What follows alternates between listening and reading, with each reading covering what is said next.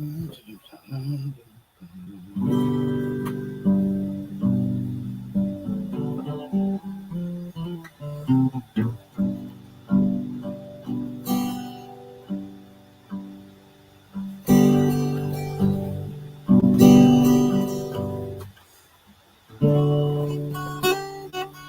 are we live? Oh, yeah, we're live. Hey, that's cool. Hello, good people. Hi, I'm Jason with Green Country Agroforestry. Of course, it's Wednesday evening at what time is it? 7:30 p.m. Central Standard Time. Means it's time for yet another live stream, and I've got a attention starved cat over here that needs to be chased up. Hey, kitty. How's everybody doing out there tonight? We've got Brian Perennial here from, let's see, he says, hey, I'm Oak Class. This is like Boy Scouts. A bit. Just a bit. Have you got the little oak tree by your name yet? I'm not looking on YouTube, so I can't see it. It's on StreamYard. I can't see it.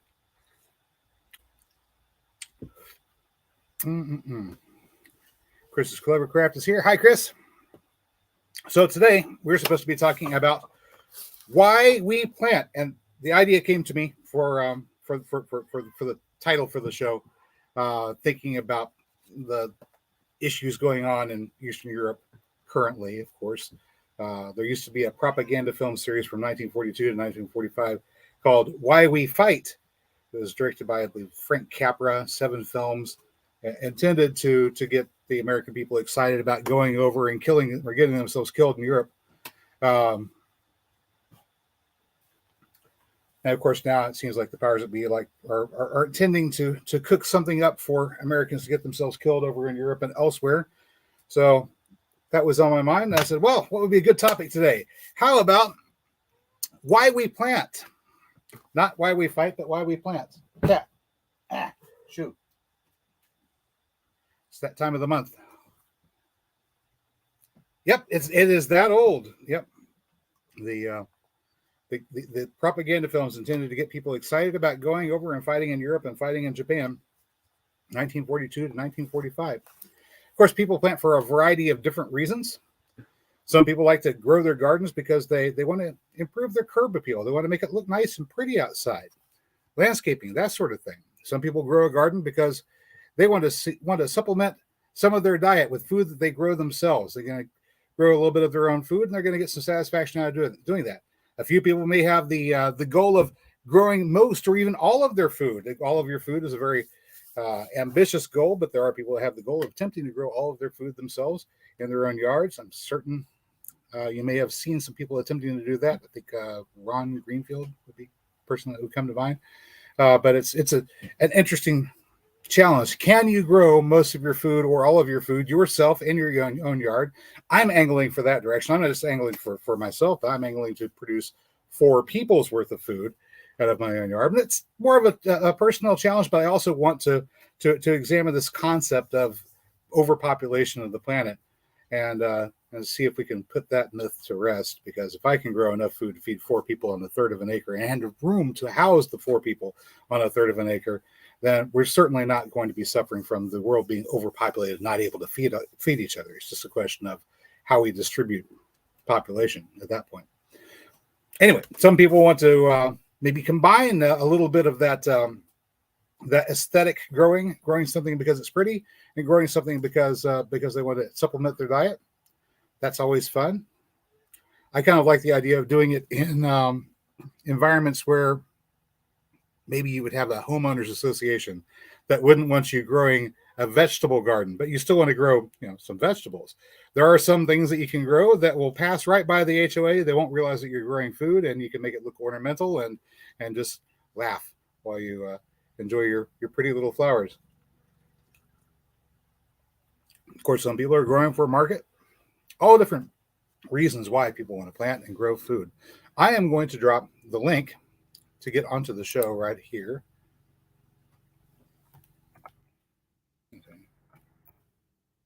I should come up there. And if anybody would like to come up and talk about why you like to grow, or why you're growing, why you're planting and why you're growing, by all means, hit that link and we'll bring you on the show and catch up with the chat real quick.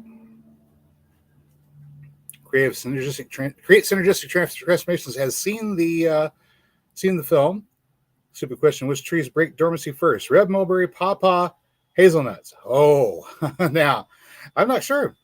I don't have pawpaw here. I've got I do have some red mulberry and I have some black mulberry and I have hazelnuts, and they haven't broken dormancy either one. So I don't know off the top of my head.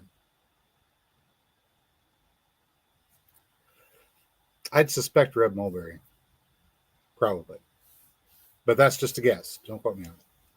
Sasspress Red's here. Hello. We got Ken Jennings in the house. Create synergistic transpiration is saying sheep, chickens, and rabbits on the grass. You could also do sheep and maybe ducks.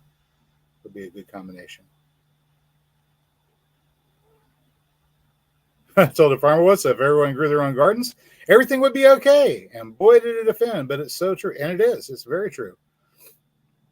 You don't necessarily have to grow everything yourself. Just be a little bit more self-sufficient.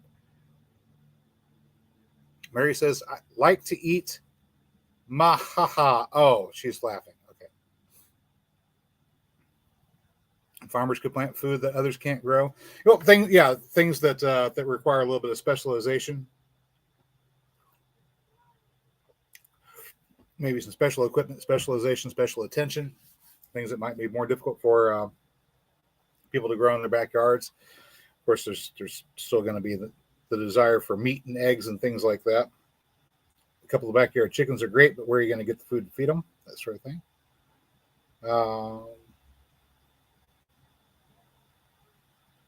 Silvestris Rose saying, I thought pawpaw flowered early. I don't know. What would be early?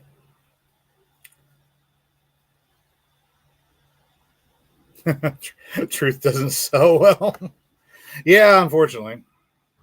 I've discovered that. You tell people too much truth, they start putting their fingers in their ears and kind of, la, la, la, I can't hear you. And they'll wander off. So Mary is in the house. Mary, I wanted you to know your package arrived. Here it is right here. This is the thing that Mary ordered for herself because she's lost her old one. She thinks I'm supposed to be able to tell her where it is. I haven't seen it. I don't know where it is. You know where it probably is? It's probably back in the back room somewhere. And whenever I'm cleaning out back there, I'm going to come across it. But this is what Mary ordered. It's a little pocket knife, glass breaker on the one side, got a little seatbelt cutter there, and it has the little spring assist opening. So there we go. It's a knife. Ooh, it's sharp too. Hey Mary, you want to trade? Can I have the one I've been using?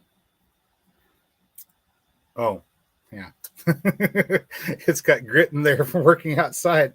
I've been working very busily out along the driveway, the north side driveway. Been working very busily for the past, well, I wanted to say the past couple of days, but that wouldn't be true. I worked there today, and I worked just before a little cold snap hit, but it warmed up enough today that I could work out there. We're extending the block wall up. No, I said it was going to be 2 foot off of the street and then straight on back. We're extending that up so we have the area where we're going to plant the blackberry bushes, and that gives us a little retaining wall for whenever I mulch them in, so the mulch won't go out into the driveway.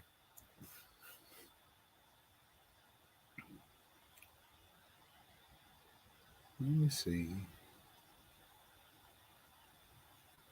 Sasspress says, well, not this early. It's still winter for a couple of weeks. Yeah, things coming out of dormancy. We're not quite there. I know we've had nice warm days and then back into the cold. Nice warm days and then back into the cold. Nice warm days and back into the cold. And it's been doing this peak trough, but it's starting to not go down as far. We still get those extremes. So right now I've got 2 plum trees, a Morris and an Ozark plum, and 2 jujube trees, a Shansili and a cocoa cultivar. The cocoa cultivar, oddly enough, is from Crimea. Jujube trees sitting on the back porch waiting to be planted, along with 4 of the Hall's Beauty blackberry bushes. Those are going to be planted in that driveway area that I just mentioned, where we're building the block wall, the retaining wall. And we ordered up the block wall. We ordered up the blocks, and we had them brought in, delivered. 1 pallet, and then there's another 100 blocks on another pallet. 240 blocks in all for this particular order of blocks, which is more than we got the last time we picked up block wall, put it that way. And I went out there and I laid them all out, and I brought them around and scooped up the extra dirt, threw it over to the side, and said, "All right, we're making some progress." And then I went and looked at it from a distance and realized that the wall is doing this, going up and down. It's not level. It didn't look right. So that was a couple of days ago. Is that mustache or something? Yeah. Oy. Getting creamer in my mustache. Sorry about that. Anyway, so that was a couple of days ago, and then we had the cold snap. So today I got out there with the pickaxe and the shovel and the level and took all the blocks down that I just stacked up. And I'd already started to pack the dirt in behind it, so I had to make sure that didn't fall down into the trough. Brought all that out and worked on getting the ground leveled where we're putting the blocks in, put the level on it, and we worked our way up. We're almost done leveling all the blocks all the way up to the walkway, which goes in between the 2 houses here. And so that's going to be fun. Once I've got it leveled, it's just take the blocks out, put them down, we're done. So hopefully that will be finished up tomorrow, and we can get those blackberry bushes planted. I can't wait to show you those blackberries. Hopefully they're going to bloom soon, and we can see and enjoy the flowers that are going to come off of those sooner rather than later. The pictures are just lovely, though. Chris is saying, well, truth is more important than what sells, and people are going to learn that the easy way or the hard way. It's up to them.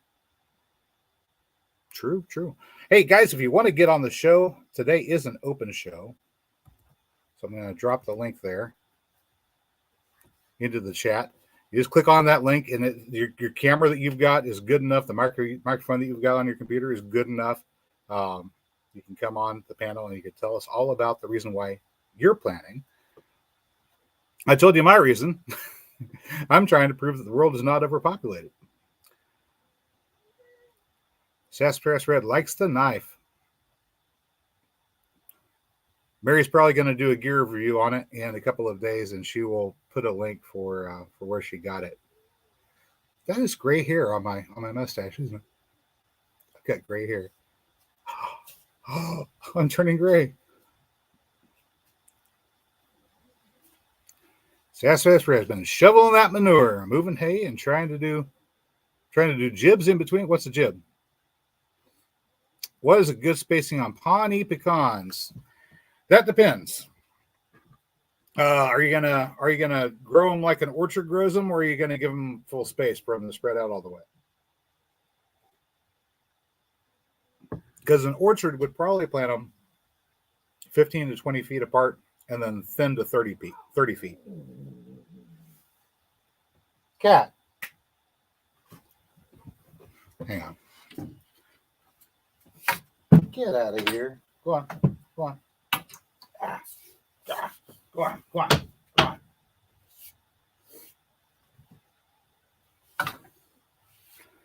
Like herding cats around here. Pecan trees are going to get, whenever they're ancient, to a spread of 60 foot. So it's all up to you. I've got the ones out here in the front, because I'm using for shade mainly, spaced 30 feet apart. That way their canopies will grow together and make a solid mass of shade. But if you don't want them to get full size, you can go ahead and space them 45 to 50 feet apart to begin with. Ken Jennings says hi to Mary. Just saying, pallets of blocks make my back hurt. Hey, lift with your legs, not with your back.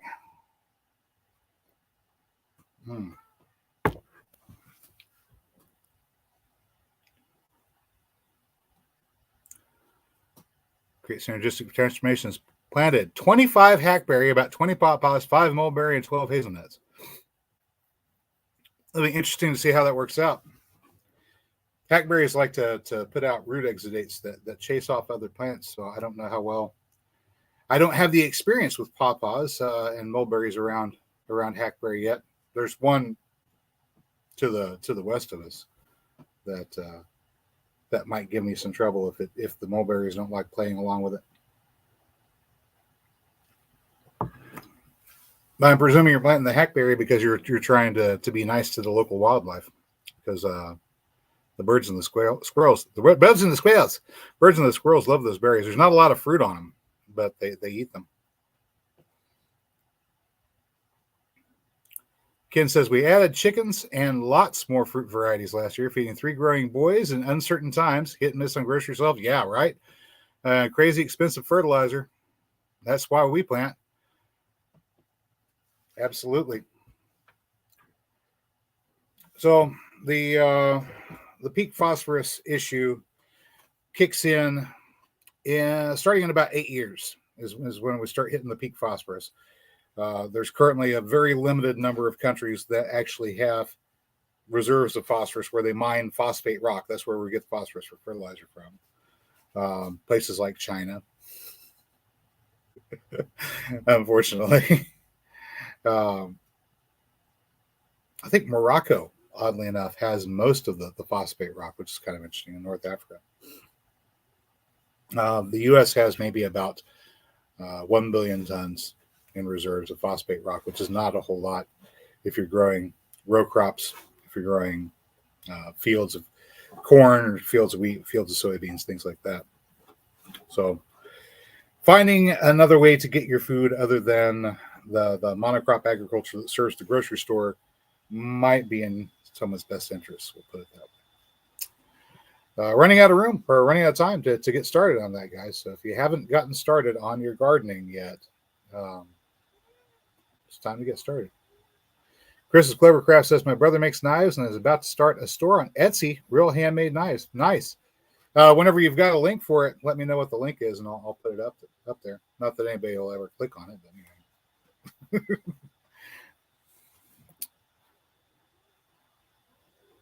Silvestris says, job, not jib. Oh, shoveling manure, mowing hay, and trying to do jobs in between. All right, I got you.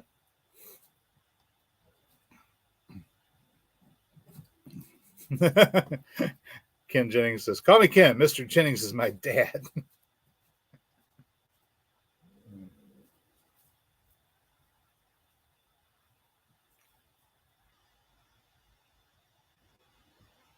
Pioneers. Okay, so they're like an automatically dwarfing pecan then? If they've got a maximum height of about 30 feet, then they're probably only going to get 20 foot wide for a spread. Unless you treat them like a little fruit tree from grow a little fruit tree, just kill the apical dominance early on, zap that central leader to make a bush out to the sides, and then they might get 30 by 30.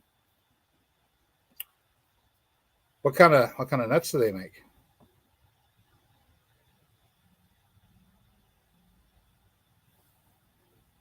Mm-hmm. Barry says peak phosphorus kicks on tomorrow. And Joe's getting better at being on time. Good. I'm glad to see that alarm clock that I sent you is coming in handy. I'm kidding. I didn't send an alarm clock. Oh, that's for sure. So I'm planting pecans because of you. I'm putting in a type 2 that will reach maximum height. The pines are type 1. I have 2 to put in. Okay, cool. All right. Planting pecans. It's a long-term investment because usually you take about 15 years to get to the point where you're making 50 pounds of nuts per tree. Of course, each pound of nut is a day's worth of food for a person. You want to mix it up with other stuff too, but as far as protein, calories, everything else you need, it's a day's worth of food. So each one of those pecan trees is 50 days at 15 years.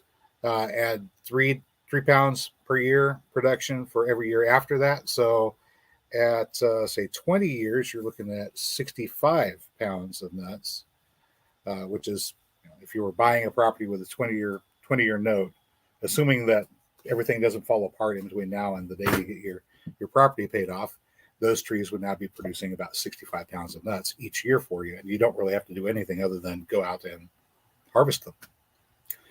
And they provide shade for you. They provide a nice structure for growing other things because they're the forest giant, the canopy layer of a multi-layered food forest.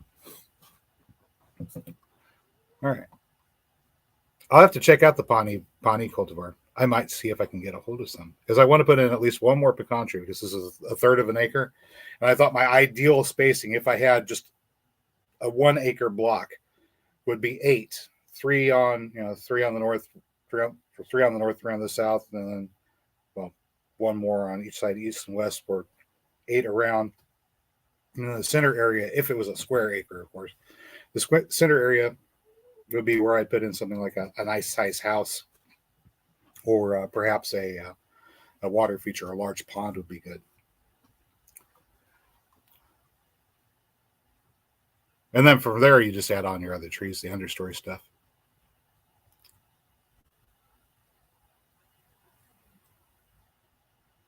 Mary said I had to get chicken and truck stop beer. So I was only 3 minutes late, but at least you got chicken. Leroy!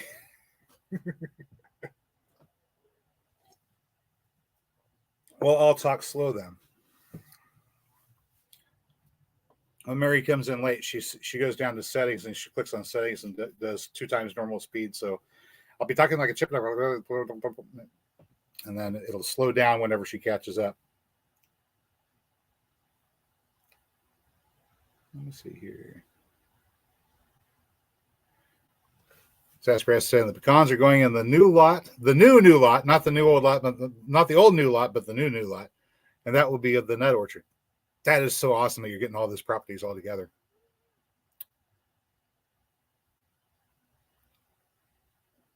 And all the old people you can catch, Mary says.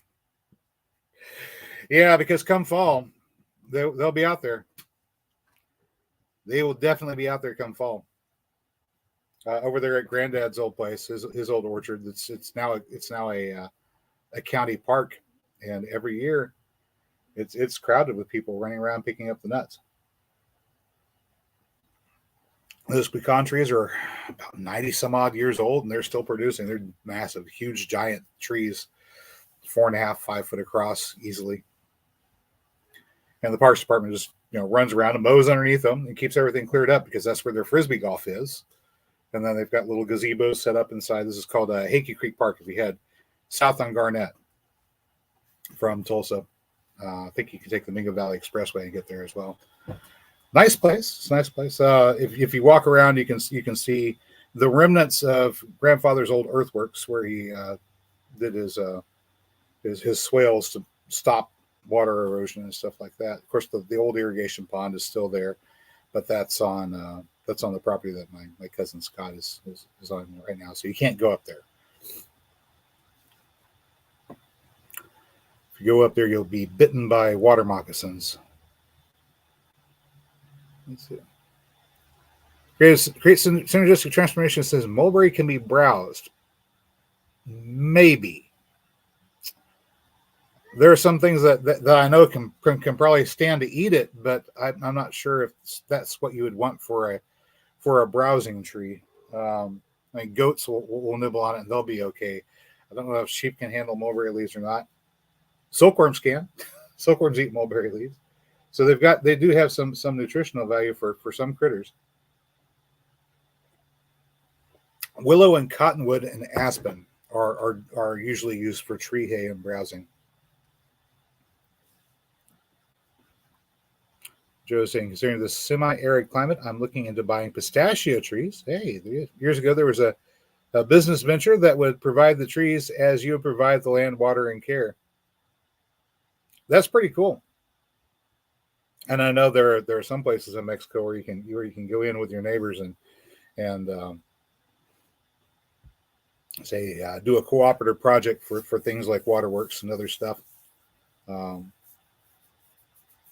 avocados in some spots. I don't think where you are grows avocados, so I think those are further north. Could be mistaken. Well, thanks for joining us today, Chris. All right, Silvestris says, still need to make a new video, and I'll point out where I'm planning to put the new trees in it. Yeah, it'd be nice to see the new spot that you've got. How many? Well, I'm not going to say how many acres. How big is it? I think that the new lot was a half acre, and now you got the new lot.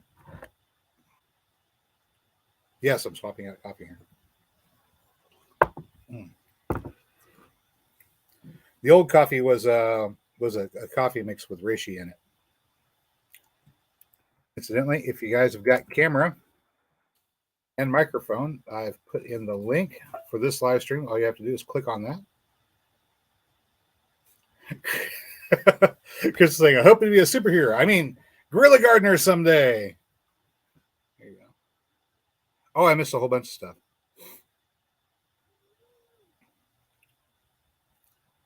Joe's saying I had a starfruit seedling, but not in sync with keeping it watered. I noticed today its leaves were wilted. Watered today. Do you think it will regrow leaves? Maybe.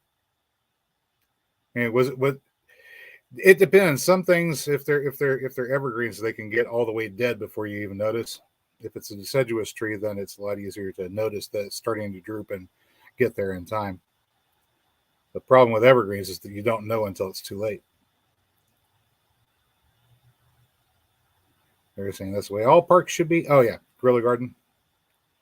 Mulberries, hazelnuts, plum trees, pear trees, peach trees, apple trees. Why not? Joe's saying there are various water pipe trucks who'll sell you a tank. I don't know liter capacity for 500 pesos, which isn't bad. Like $10 these days. I haven't kept up on the exchange rate. It's not a whole lot of money. It's not a lot of money U.S., but I mean, it all depends. Because there's some places where you actually do have to cart the water in and have it brought in from elsewhere, which is unfortunate.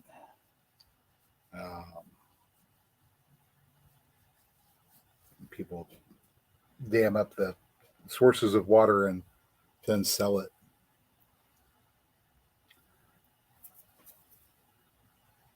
Let's see here. I can see again. All right.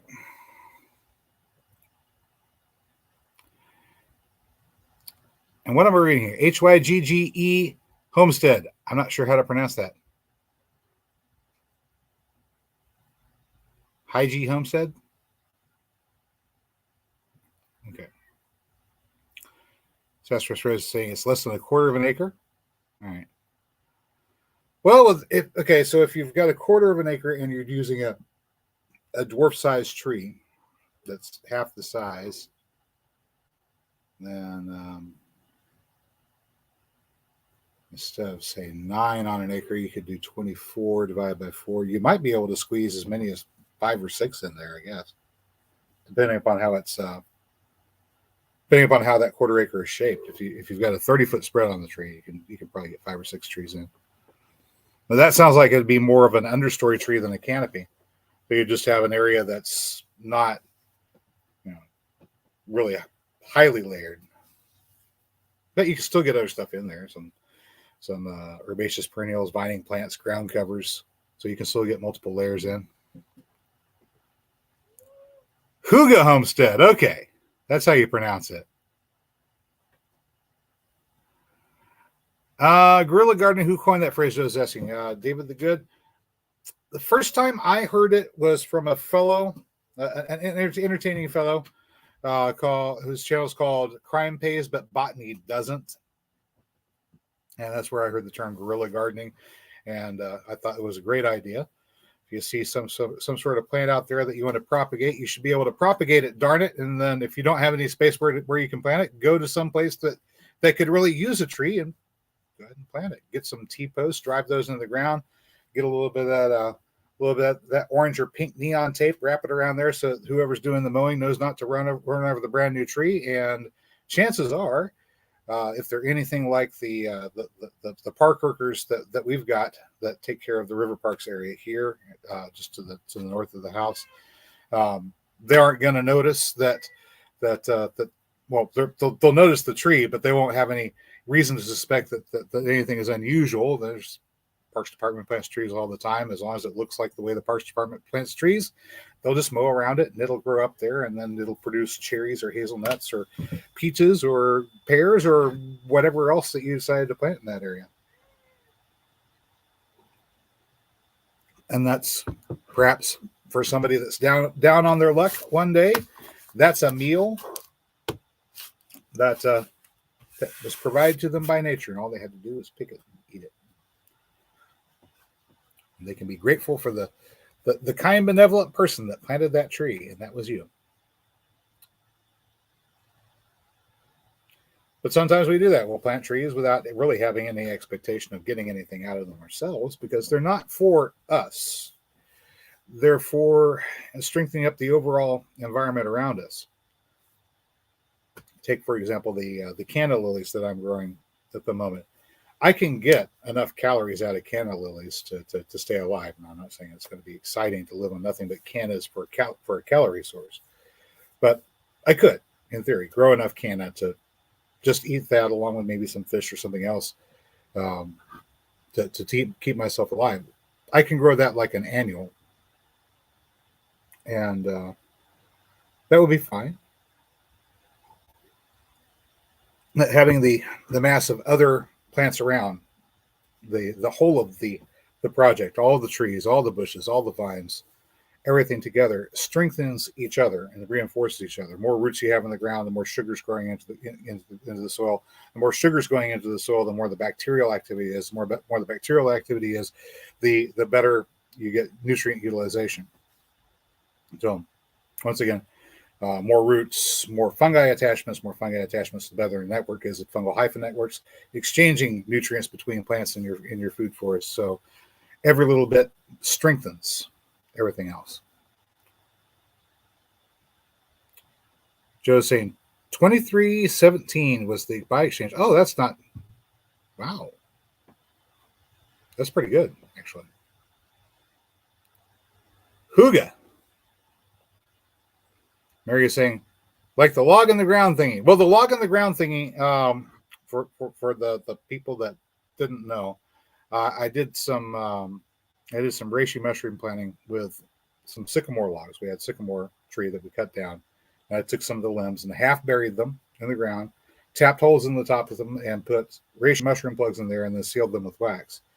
The reishi mushroom is a saprotrophic mushroom. It will consume the wood from that sycamore log and produce reishi mushrooms. Reishi mushrooms are a medicinal mushroom, good for fighting off infections and so on and so forth.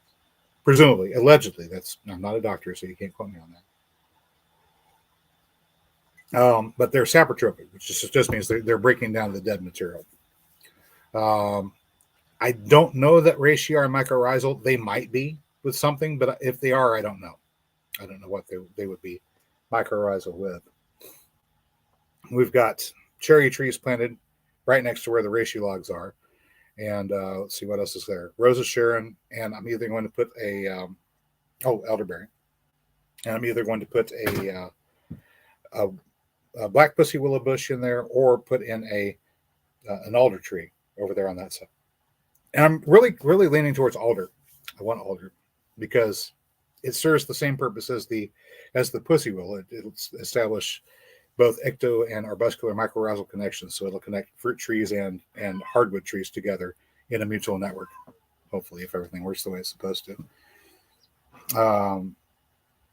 Both the alder and the black pussy willow will do that, but the alder tree also is a nitrogen fixer, so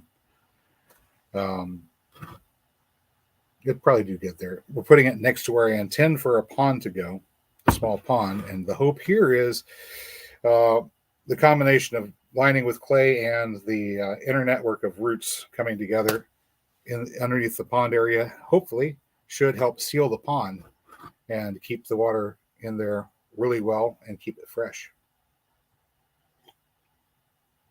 Of course, those trees feeding on fish poo in the pond isn't going to hurt them any either.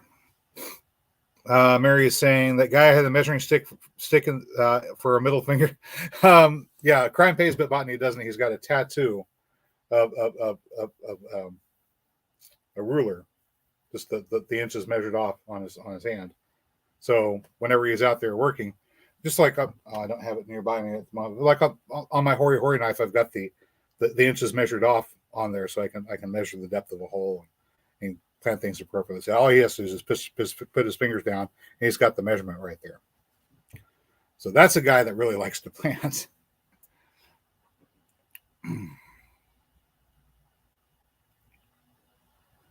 Silvestris Red says, I'll get the video up. It'll be easier to explain the layout, and he's going to get some measurements. All right, cool. For that new 1/4 acre lot.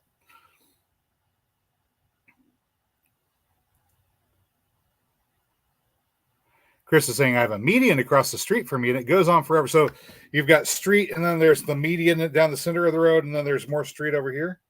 And you just got a little spot that there's some things you can get away with planting in there. Actually, for a place like a street center median,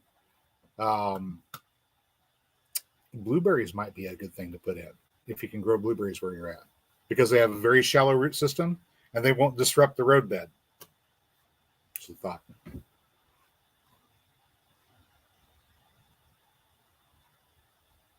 Then again, if people see the blueberries and they go across the street trying to get the blueberries and they get hit by a bus, it's not going to be so nice for them.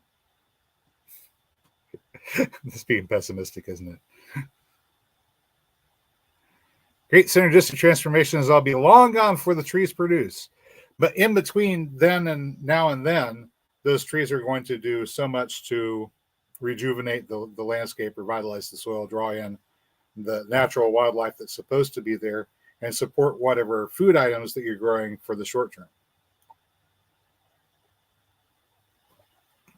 So, once again, no reason not to plant the trees.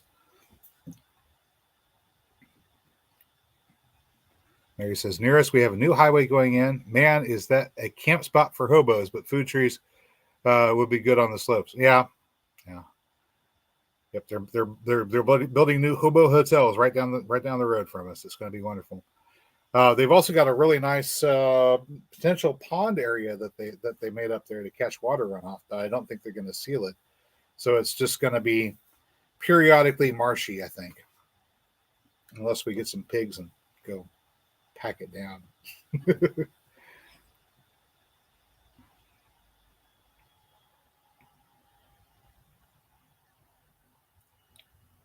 Chris is saying, how to get the money to do that. That's another story. I was hoping to do 10 trees a year, but couldn't do it this year. Yeah, 10 trees is a serious commitment. Unless you're buying them on the cheap, and trees that you buy on the cheap don't necessarily always do so well. But that's a good reason to look for seedlings and saplings, the little ones. 1-year-old trees usually don't sell for $30, $40, $50. The older ones do, but newly started trees usually you can get cheaper at $15 and less. And it's a lot easier to spend $150 on 10 trees than it is to spend $575 on 10 trees. We'll put it that way. But I've seen what a lot of the prices on nurseries are these days. The larger trees, year or two old, they're getting expensive, guys. They're getting really expensive. So it's a good time to start figuring out how to propagate trees and look for ways that you can get propagation material on the cheap. Vicky says, many blessings. Sorry I'm late. Was discussing getting more land on the plateau. More land, Vicky? What are you going to do with it all?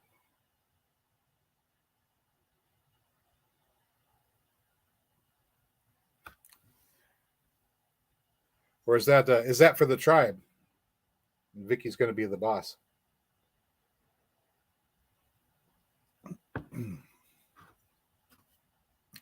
We have to head out there to Arkansas, take over working on a spare acre or two.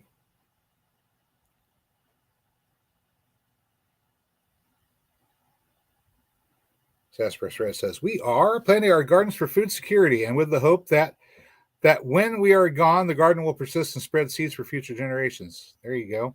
And it's not just food security for you and I. It's also considering the people that are going to come on long after we're here. Just like when Granddad planted the pecan trees over there in Heiki Creek Park, he planted them so he was going to get nuts harvested. Well, my mom says they were actually there whenever he bought the property. Somebody had started the orchard that he had bought. The orchard was on one side of the creek, and then he built the farm on the other side of the creek. She said that the trees were already there, or maybe they were already there whenever she arrived, because she came along in, I want to say 1945, so that he had already gotten established there. So the trees were there as long as she could remember, in any case. So 1945, 55, 65, 75, 85, 95, 2005, 2015.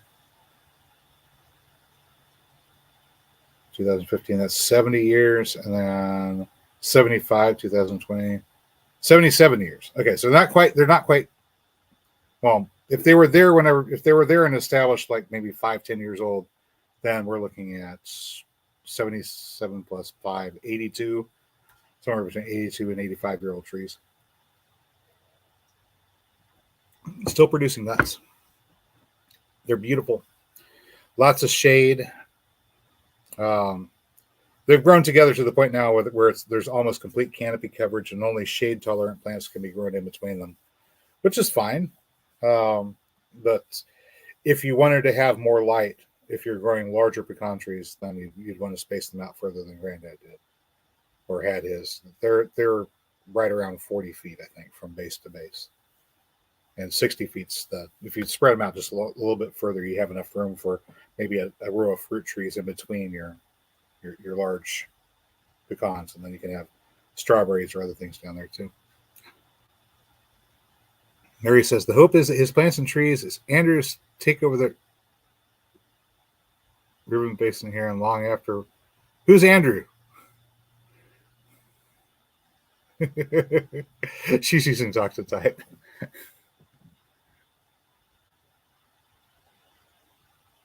Create synergistic transformation says I'm basically growing soil. That's a good goal. If you grow soil, plants come out of it. Finally crumbly and black. Used to be pure mud. So you had muck soil. Yay. Vicky is saying, Jason, have you received your package yet? Not yet. Not yet. Vicky sent me something, and I don't know if I should talk about what she sent me. She hinted, but she didn't say it directly, but I know what it is. I already know what it is. Or I think I know what it is. I might not be as bright as I think I am.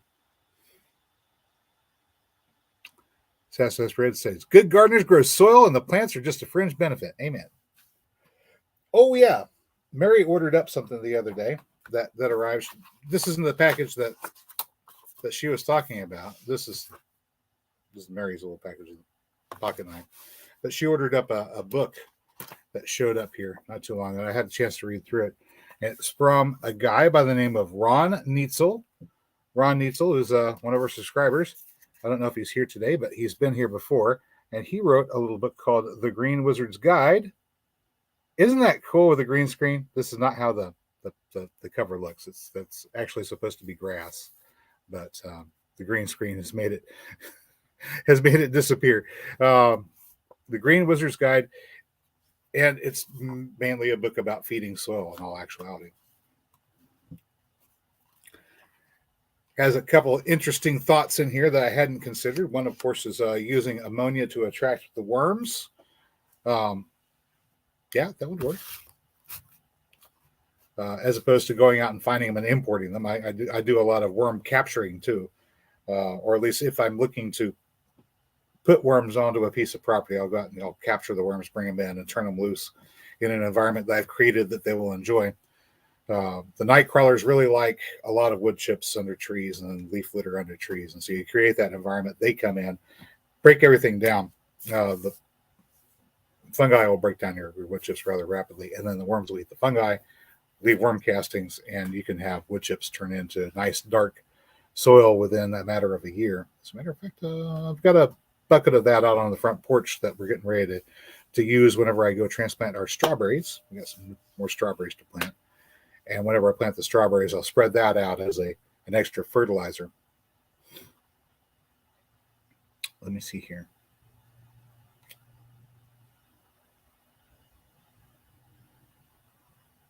A vegan trap. There you go. Okay.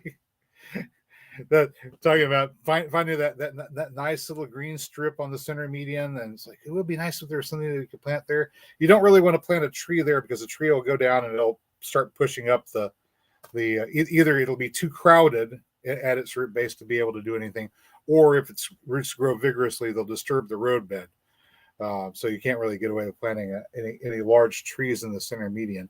Although some places do plant some trees, not everything has an extremely vigorous root system. You can get away with a few things, but blueberries always have shallow root systems. So you could put a row of blueberries in the middle of a center median.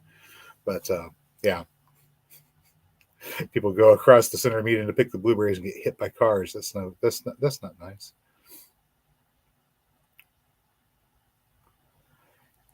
Ken is saying, just heard the long gone comment. Heck, I'm thinking about planting a mess of black walnut for my grandkids. Hey, that's a great thing to leave your grandkids too.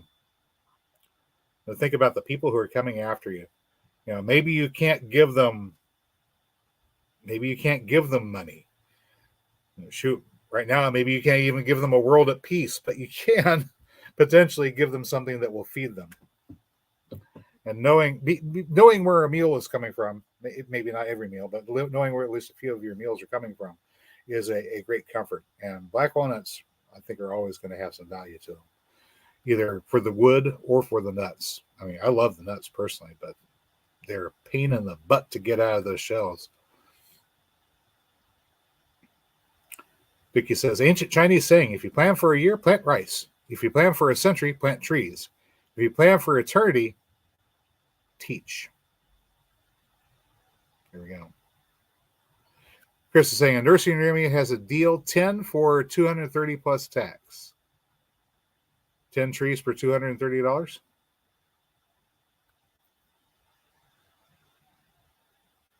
Used to be 10 for 200, but it goes up. Yeah.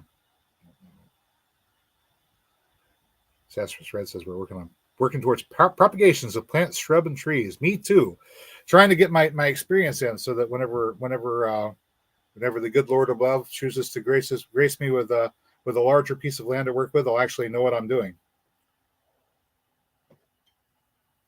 But we are nearing that magical moment whenever we don't have any more room to plant trees here. The 2 plums and the 2 jujubes are going to be it. No more big trees. That'll be all. That's all the room we have. I won't unfortunately be able to put in a sassafras tree or a persimmon unless something else dies, and then I can plug that into that spot, which has me almost wishing that something will die because I would like to have some more diversity. But at the moment, it's we have 2 anjou. No, I'm lying. We have 2 Bartlett pears, one of which is damaged and it might bounce back. Who knows? If it does, then we'll have 2 Bartlett pears and 1 anjou pear for a total of 3 pear trees. A peach tree. We've got 2 plum trees, 2 cherry trees, the 2 jujube trees. That's 10 trees so far. The 2 pecan trees. That's 12. 6. 1, 2, 3, 4, 5, 6. 6 mulberry trees, which gets it at 18, I think. Yeah, 18. A bur oak, that's 19. We've got 2 Rosa Sharon, that's 20 and 21. About 10 hazelnut trees, that's about 31. What else do we have? Oh, 3 Elaeagnus multiflora, the cherry silverberry. So it's a nitrogen fixture, but it makes a fruit too, so it's also edible. So that's 33 trees. The Szechuan and Sancho pepper trees, that's 34, 35 trees. I forgot about all the figs. I completely and totally forgot about all the fig trees. We've got a few fig trees. I don't know how many fig trees I've got right now. Getting close to about 40, 45 trees, maybe a few more on a 1/3 acre lot. So we are running out of space to put trees. I can't put any where the drain field is for the septic tank, but that makes a perfect place for me to plant corn, so I can grow a little bit of corn. And I realize I can't grow enough corn really to feed myself, but I can grow corn for seed, so I can sell some heirloom corn seed periodically.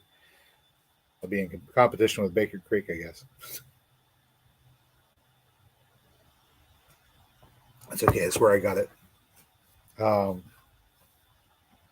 but that small amount of corn that I grow, I can use that. If I don't eat it myself, I can use it to supply the bird feeders with. I'll grow a few sunflowers to put in there, some safflower to put in there, so we have a mixture of nice seeds for the birds. Get the birds to come in and keep our forest ecosystem nice and healthy. There might be enough to maybe supplement feed some pigeons or doves. That's a possible future project. I don't know. I'll think about it. Um, Having some kind of poultry that's self tending might be a good idea. I know I can't really grow enough grain to feed a large number of ducks or geese. I might be able to get away with grazing, say, get a couple of muscovies, grazing 2 hens and a drake, or maybe just grazing 2 hens to have a couple of eggs every now and then, a couple of eggs a day from the ducks would be good. Just a little bit of extra protein here and there. A little goes a long ways. But get a little bit of harvest here and there from everything. You get enough to feed yourself. You don't have to have all one thing. So a mistake people make when they sit down to start their gardens is they think in terms of what they see out in the farmer's field, and you can't think that way whenever you're growing a small backyard garden. Too many backyard gardens wind up looking like a miniaturized version of a farmer's field, and there's a reason farmers grow the way they do. They're growing in bulk, and they're growing usually for automatic picking or for convenience of a hired crew to come along and pick and tend the harvest. These things require machinery to maintain. They require a lot of inputs to maintain. Ultimately, they lose soil surface. You wind up losing inches of topsoil growing that way. And you get stuck with large amounts of just one thing. And even though I love potatoes, I don't think I'd want to eat nothing but potatoes to survive on. I want to mix that up a bit. So you have to have different things in a backyard garden than you would have in a large farm. The kind of diet that you're angling for is going to change a little bit too. Vicky is saying the land on the plateau is for greenhouses. Greenhouses. Oh, nice. I want to live in a greenhouse. I want to live in a greenhouse. The 20 acres I was looking at fell through. Nice. Chris is asking, has anyone here ever get scared that their kids, grandkids won't understand and respect what you try to leave them? Oh, yeah, definitely. Because that kind of wisdom only comes through experience. You can try to put your children into positions where they can acquire it, and hopefully they will. If hopefully they'll acquire some wisdom if they don't come to resent you in the process.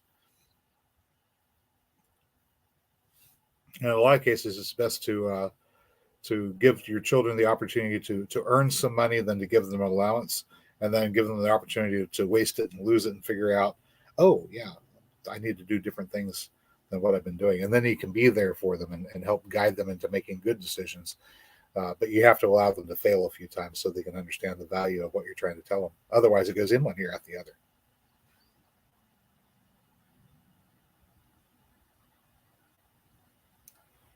Silvestris Red says, I think my new grandkids will appreciate what we're doing because they will eat.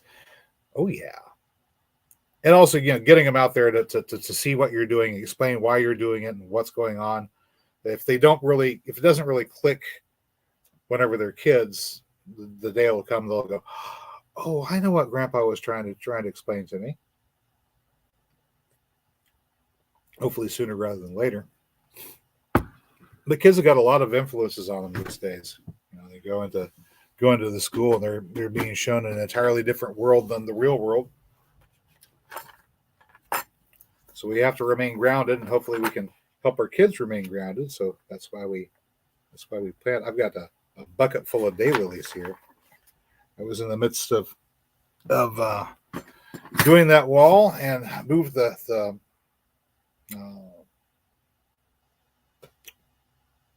mailbox. I don't know why I can't think of this word here. I moved the mailbox over about 2 or 3 feet, and the spot where I did that, there's now a corner coming around made with the block wall, which will be in a video that you can see hopefully fairly soon. I was leveling those out earlier today, and I got these daylilies that I dug up from beside the house, which is getting ready to be shaded and not a good spot to grow daylilies for flowers. Instantly, you can still grow daylilies if you want to, but not for flowers. The tubers, let me see here, I'll pull one up and get there. These tubers right here that grow here on the base of the daylily plant, these are edible. You treat them just like they're little baby potatoes, little fingerling potatoes. If you've got your daylily plant growing in the shade, it's okay. It's still going to form these little tubers.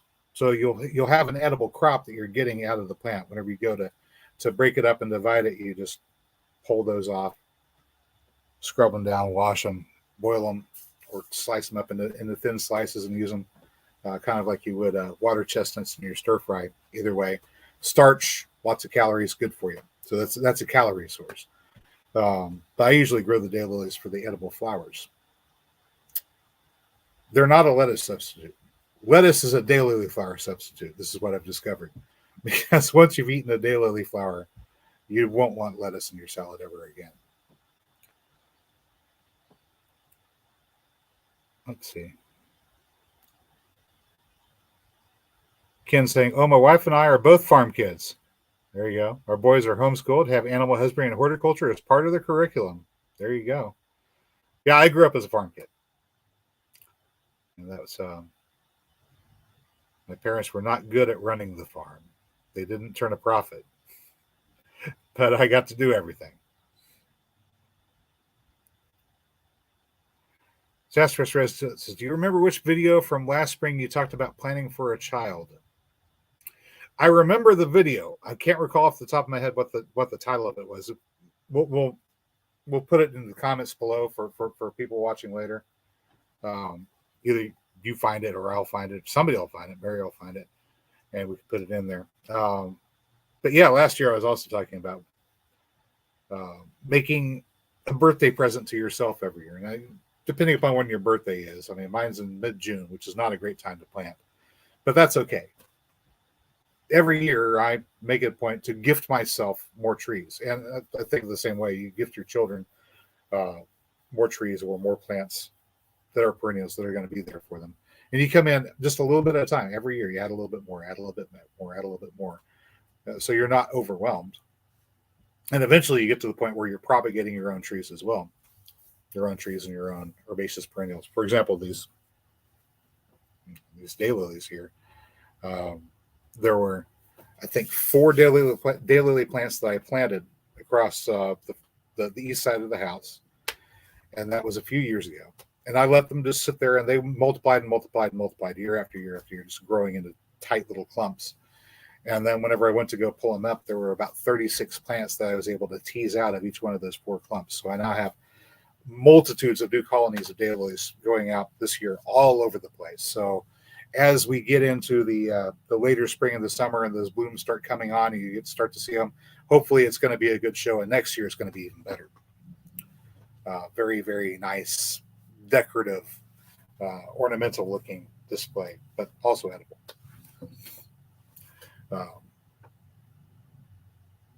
Anyway, Vicky saying my 100 acres is paid in full. Yeehaw! I am not looking at overextending my finances, except for living quarters and greenhouses. Everything is going to become permaculture food forest. Oh, Vicky, that is awesome. You're going to be able to feed a small army. Probably going to need a small army to help you deal with it.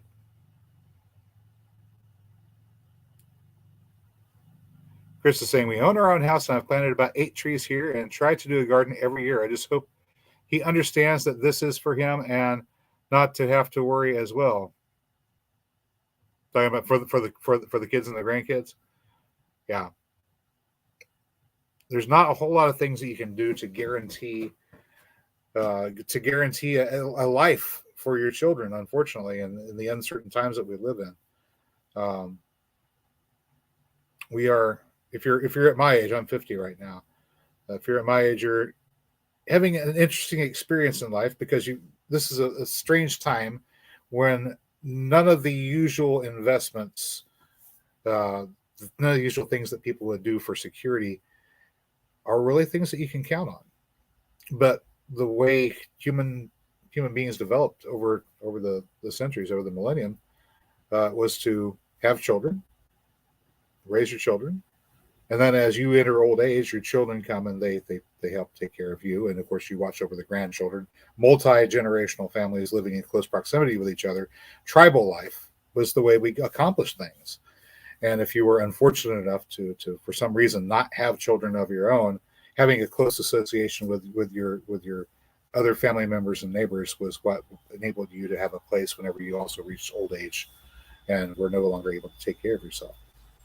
This is the sort of thing that is reliable and has been reliable for humanity for thousands upon thousands of years, and it's something that we really need to be thinking about looking at for security in the future, and not assuming that there's going to be that social security safety net or investment money available for us in the future. Not that I'm saying that you shouldn't invest money. Obviously, if you've got the money to invest, do so. But also look at investments that are real investments in real tangible things, food trees that will provide food, fuel, shelter, things of that nature. Things that will work if the monetary system doesn't work. Chris says, we own our own house and I planted about 8 trees here and tried to do a garden every year. Okay, I already read that. Darn it, I'm supposed to scroll down. Silvestris says, man, I wish I could come down to Arkansas. Arkansas is pretty. I know the spot where Vicky's at. It's very pretty down there.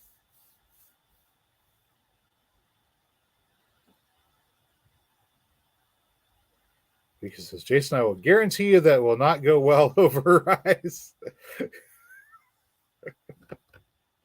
Oh, come on. There's lots of things that go really well over ice.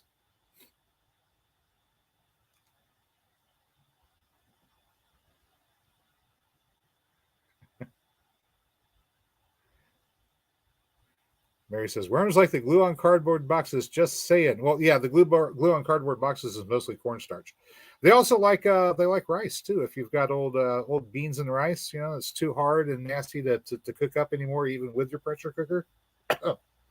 You can always cook it up so it's semi-soft and let it ferment for a bit, and then let the worms have it. So that's for stresses. Every time I turn up worms in my garden, I think about green Gregs.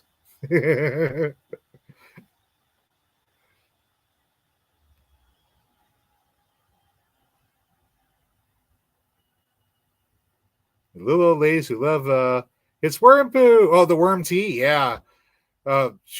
Greg sells gallons and gallons of worm tea, doesn't he? Everybody gets this. It makes the garden grow so well. Veteran Ironwood is in the house. Hey, how's it going? Have you ever grown Saskatoon? I have not grown Saskatoons. Veteran Ironwood's got a great channel, by the way. If you like if you like watching people make real things, real useful things, he's got a forge. I've seen him work on building firing locks and rifling barrels and doing all of the fun stuff. Keeping those old skills alive. Vicky will be looking for sharecroppers. Okay. I was kind of wondering because I know Greg was talking about the sharecropping idea, and you get some property together. You can make arrangements for people to come and take over working a couple of the acres, and that gives them food, and of course you get a share of that too, and also extra security. Basically building villages, and it's good. I mean, there are people out there snapping up real estate left and right. Companies buying it up.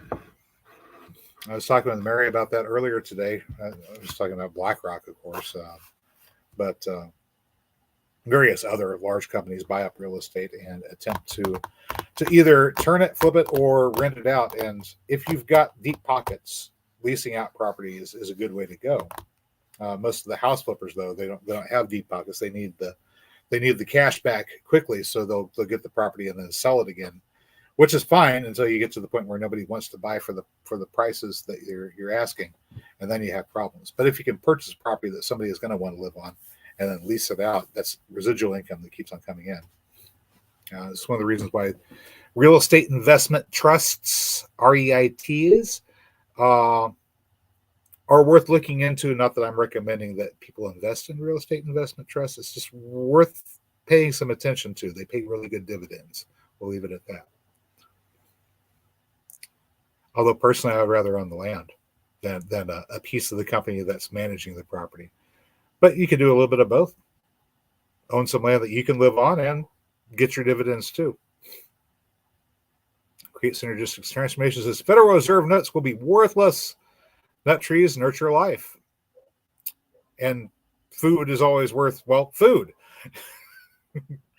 You can't eat money, as the old natives said. Chris has said, I had a Saskatoon. I think it died, but I haven't given up on it. If it doesn't come in this year, I'll probably let it go. Some things just, even if you're in the right climate zone, for some reason they don't want to grow where you're at. But there are other considerations other than the zone too: water, soil pH, soil composition. Some things like more calciferous soil. Some things like more loamy soil. Some things like more muck soil, more organic soil. Veteran was going to make an edible hedgerow as a fence between his neighbor and himself, and was thinking about adding Saskatoons in it. That's probably a good idea. The edible hedgerow, of course, and of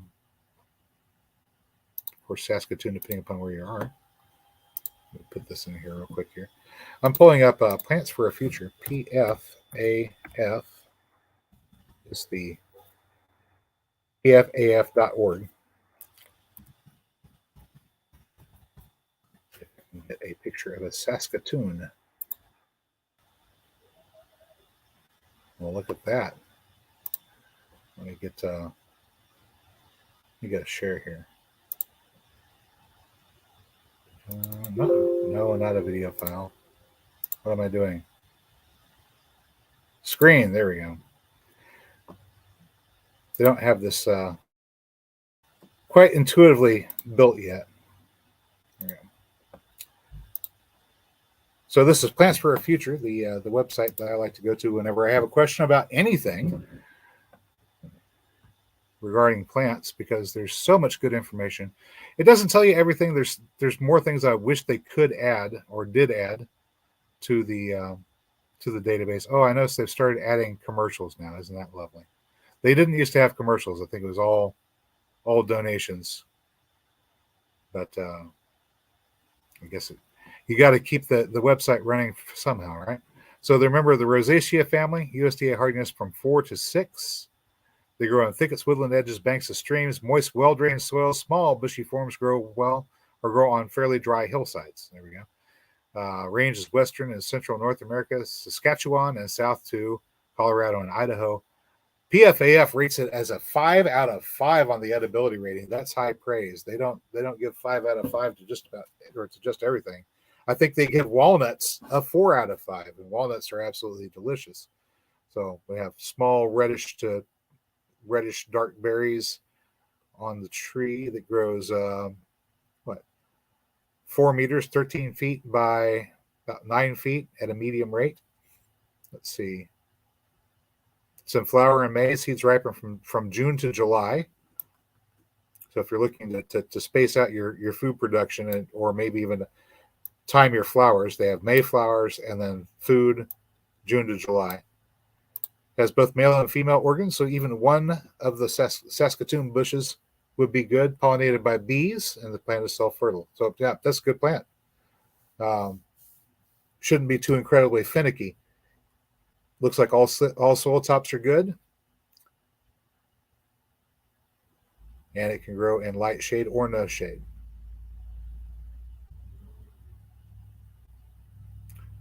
It says that the fruit tastes a bit like apple, about the size of black currant. That sounds nice.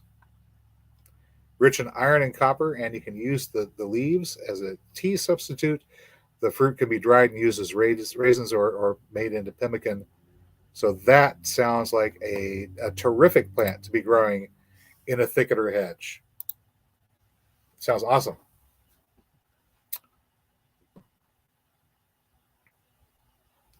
Put in some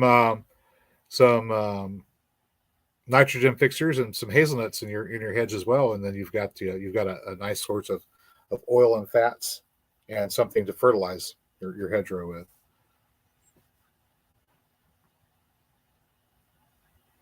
Brian says, I'm drinking my beer rescues. I won't drive. What else do you do in the middle of the winter when you're in Minnesota? If it wasn't for beer, everybody would be insane. Morris Patch of Heaven's in the house. Well, good evening, Morris Patch of Heaven. If you guys haven't checked them out in a while, they've got some new stuff getting ready to start happening. I think is it official? Have you guys found the property that you want? They've been going around and touring properties looking for the spot. I think the last one that I heard them talking about was a 10-acre patch with a pond with a house that was a little bit of a fixer-upper, but livable, or could be made livable. A couple of barns on the premises as well.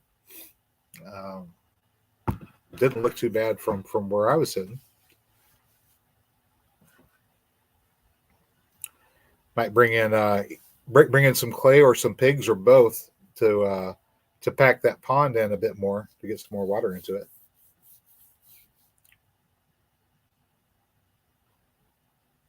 Brian said, Ironwood, Michigan. Michigan. I thought you were in Minnesota. Who's in Minnesota then?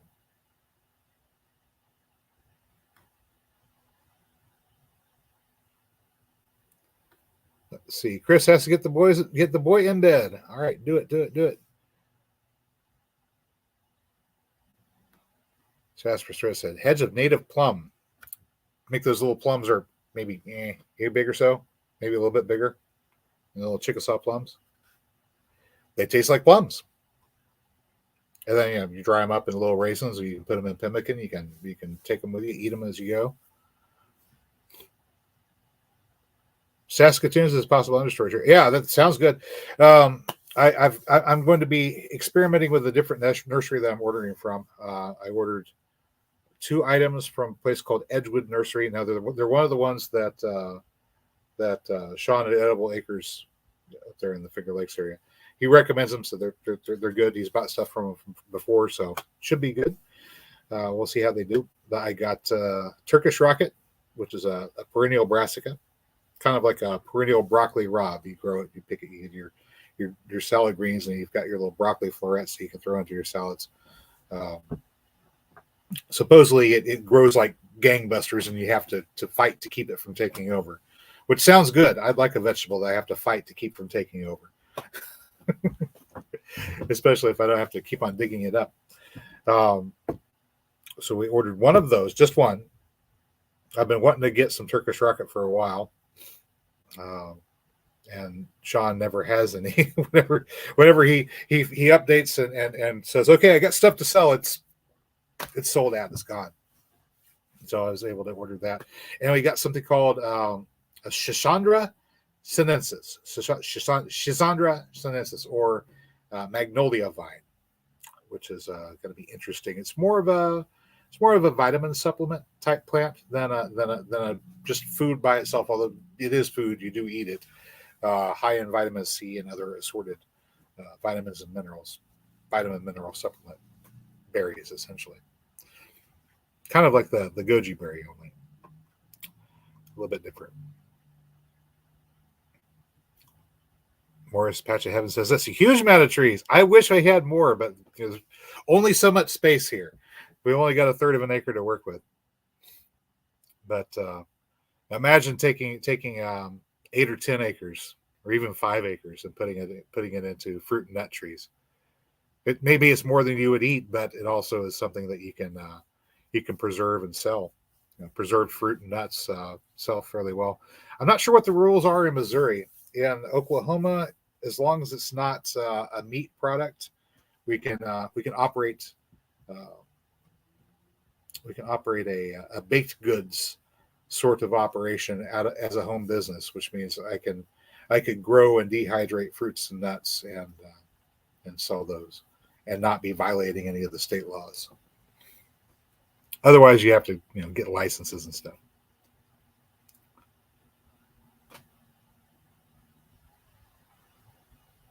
Veteran Ironwood said we had some strong winds come through a few months ago and snapped my biggest peach tree in half. So mad. It's one of the hard things about growing peaches is the wood just is not incredibly strong. They need some shelter. So I've got a peach in a spot that hopefully it's fairly well sheltered. I don't know. We'll see. Granddad always kept one because he loved his peaches, but they're hard to grow. They're hard to keep. I'll put it that way. MDC has native tree seedlings, 25 for 50. Ooh. 25 for $15 is a good price if you can find anything that you like in there. I mean, if it's stuff that you don't care about, then it doesn't really matter. That's a great deal.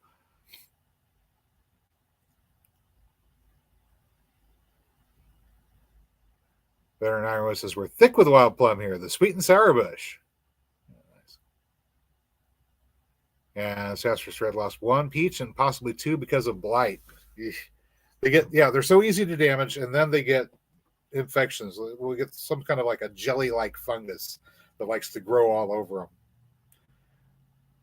them. And I'm not entirely sure what to do about that. Maybe, just maybe, don't have too many peaches close together. Keep them separated. Possibly have them in higher spots in your property, not too low.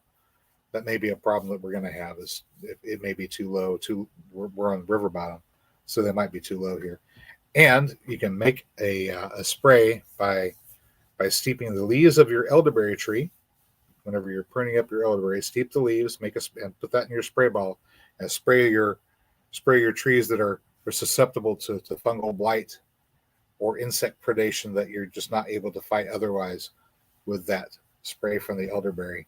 And that hopefully will help out with both fungus issues and with insect issues. And of course, the elderberry does work for you by helping break down compost. So I have an elderberry planted everywhere. I have a nitrogen fixture of some sort planted everywhere. And you're already well ahead of the game.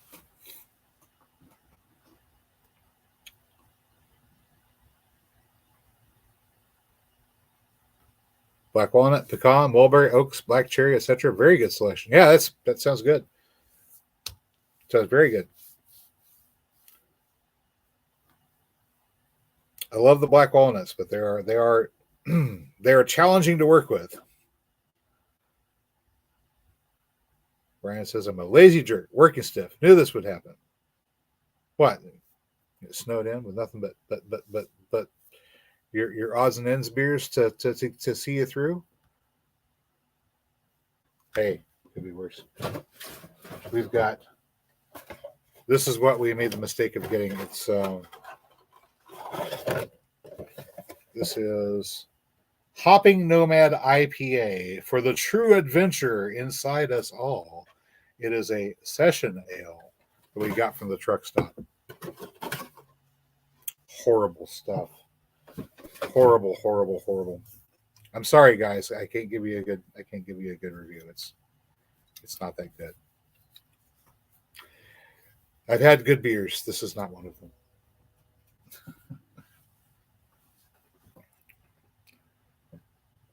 Ken says, I've got a wild sassafras seedling growing on my place, growing in Part Sun, Zone 7B, and want to transport it near the house. Any good advice?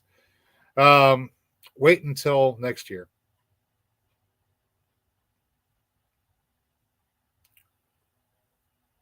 Unless, well, you're 7B.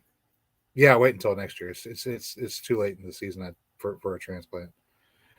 The sap is already starting to rise. But once it goes dormant next year, you can go out there and use one of those really long transplanting shovels. You have really long spade on it. Get down deep underneath the roots. go in a circle all the way around. Depending upon the thickness, take for about that much tree trunk, about 18 inches out, and then angle down, pull the entire tree up while it's dormant, and then transplant where you want it. Just make sure you're not chopping the roots up too much. I mean, they can handle some root disturbance. So that's where we get the roots for root beer. Just make sure you take plenty of root with you whenever you transplant. But don't do it this year. Wait until next year, whenever they go dormant again in the fall.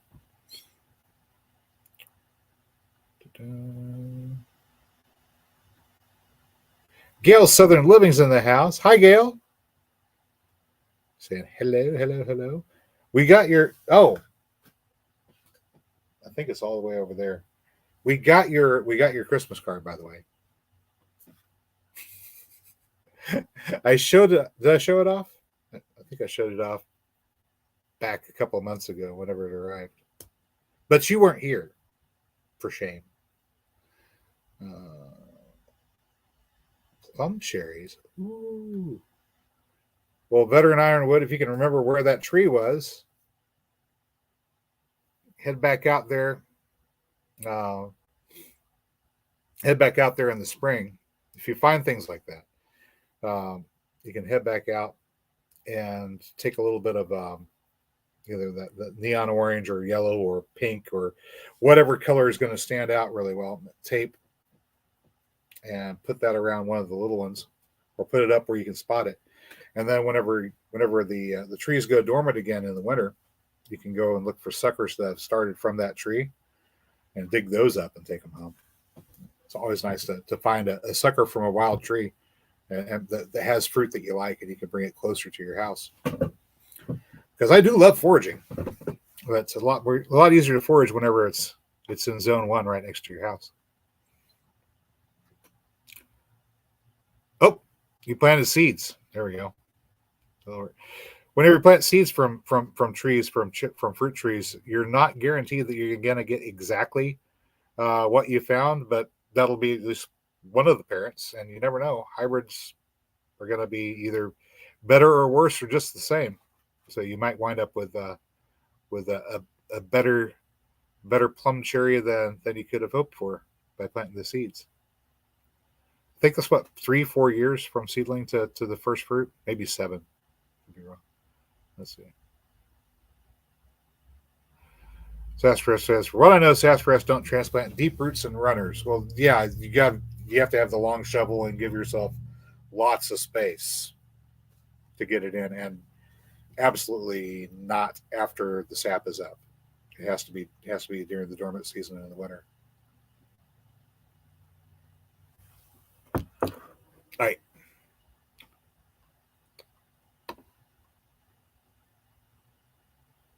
Brian says he lives in a freezer. Yeah, you do. Yeah.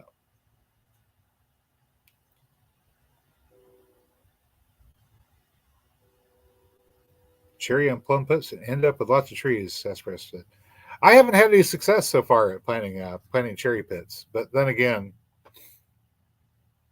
the cherries that I got were probably picked way too early, and they were artificially ripened afterwards, and they might not have been viable to begin with.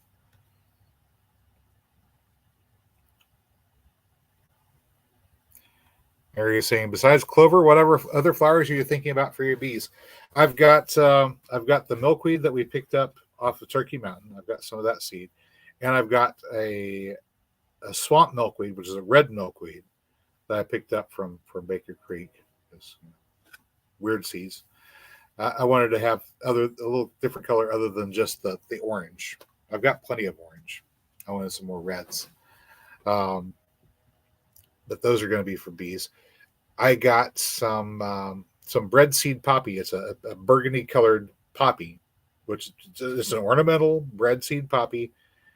Makes little tiny blue seeds that you put on top of your bagels and your muffins, that sort of thing. And yes, it is Papaver somniferum, which means that in theory you could make a tea out of it to relieve aches and pains, if you know what I mean. But that would be illegal because those are opiates, young man. So as long as you're just growing them for the pretty flowers, and so the bees have the pollen, because they produce lots of pollen that the bees love, you're fine. Although the honey that the bees make after they get a lot of pollen from poppies on them might have some properties. Maybe. I don't know. That would be interesting. What if you had rhododendrons and poppies together? What would that honey be like? I'm not sure I'd want to eat it. It might be dangerous. We also have purple dead nettle, but that grows naturally. Vicky was asking me on the short that I put up earlier today about the purple dead nettle and what purpose it serves. It's Lamium purpurea. It's the Latin name for the purple dead nettle. It's one of those plants that grows wild in this particular area. Zone 7, I think you get it in Zone 6 and Zone 5 too. You might get some as far down south as Zone 9. I know they have it in Alabama. I've seen it there. And I'm pretty sure I've seen it as far north as Ohio and in Illinois as well. So it comes on during the winter or early in the spring, little square stems, and then all the way around the square stems you'll have these nice ruffled dark green leaves.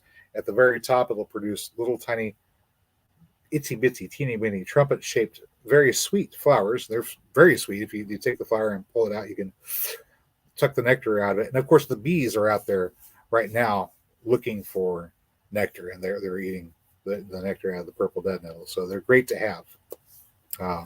They're edible. You can eat them as a salad green. Mary eats them as a salad green on a fairly regular basis, and they're just like a lettuce or a kale as far as salad greens go. Plenty of vitamin A and iron.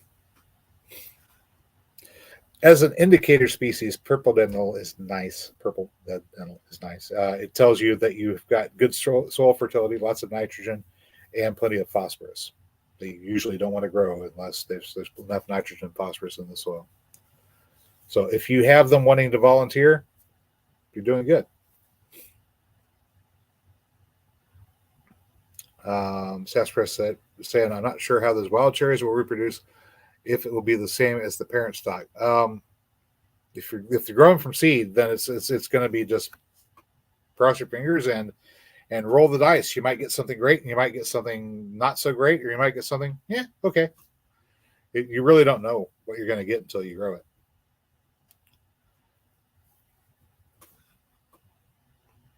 It's so exciting to be growing fruit trees from seed, right?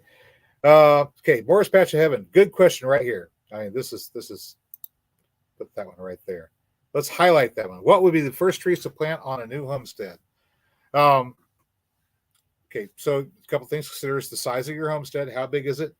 And the space that you're going to need to plant and grow various trees. Generally speaking, the stuff that's going to take the longest to grow is what you want to put in first. So if you're going to want black walnuts or English walnuts, I mean, personally, I'd probably plant English walnuts. I love black walnuts, but it's a lot easier to get the nuts out of an English walnut. If you're going to grow those or pecans, plant those first because they take the longest. And then you plan everything else that you're going to plant around that. And if you've got the money for it, you can plant everything all at once. But if you're on a shoestring budget like we are, it's just fine to go and plant a few things at a time. Get a couple pecan trees or a couple walnut trees right off. Put those in the nice little spots where they're going to provide good shade for you later on and be useful. Remember, livestock want shade too, so you can put your big trees out in a place where the cattle are going to be, or the goats, or the sheep, or whatever else you're raising. In any case, your big stuff, the things that are going to take the longest to hit maturity, that's what you put in first. And if you're looking at that one property that I think you were looking at, the big thorny trees that were there over there on the one side of the pond, I believe that's an acacia. It could be a Robinia pseudoacacia, which is a black locust, but as big as those thorns were, I think that's a full-on acacia tree, which they're not bad trees to have per se. They don't produce any food for you, but they do serve an interesting role in providing a host organism for mycorrhizal fungi that will service both fruit trees and nut trees. So if you're going to be growing fruit trees and nut trees, having something that can communicate between the two is useful, but it doesn't necessarily have to be an acacia. There are other trees that you can plant there that will do the same thing. Alder trees are good for that, and alder trees are nitrogen fixers. Also, an alder tree is a good fodder tree. You can let the animals graze on it. What else? Willows are good there too.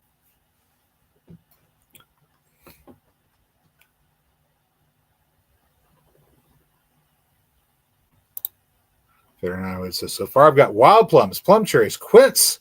That's one you don't see very often. Quince is a cool plant to be growing, and blackberry, raspberry planted or planted for the hedgerow.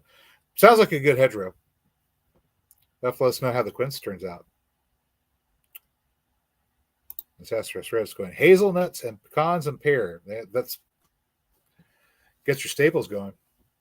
Pear trees, for the amount of space, are one of your best sugar producers in a temperate area. They make a lot of sugar.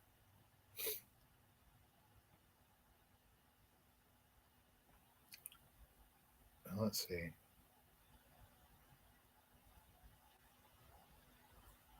Vicky was saying something.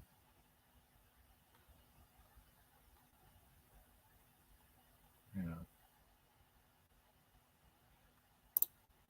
Been advised to consult with the folks at Fish and Game and at Forestry, but I value my privacy. We're talking about the kind of things that you should be growing out there. Probably missed something. Great synergistic transformations of growing. Let's see here. Nettle oak, Quercus texana, did well on pure clay here. Grows surprisingly fast. Is that a good nut producer, or is it just for the wood? Or maybe it's for nuts, but not for us to eat, but for livestock or wildlife to eat. The one I'm growing is called bur oak. It's a Quercus bicolor,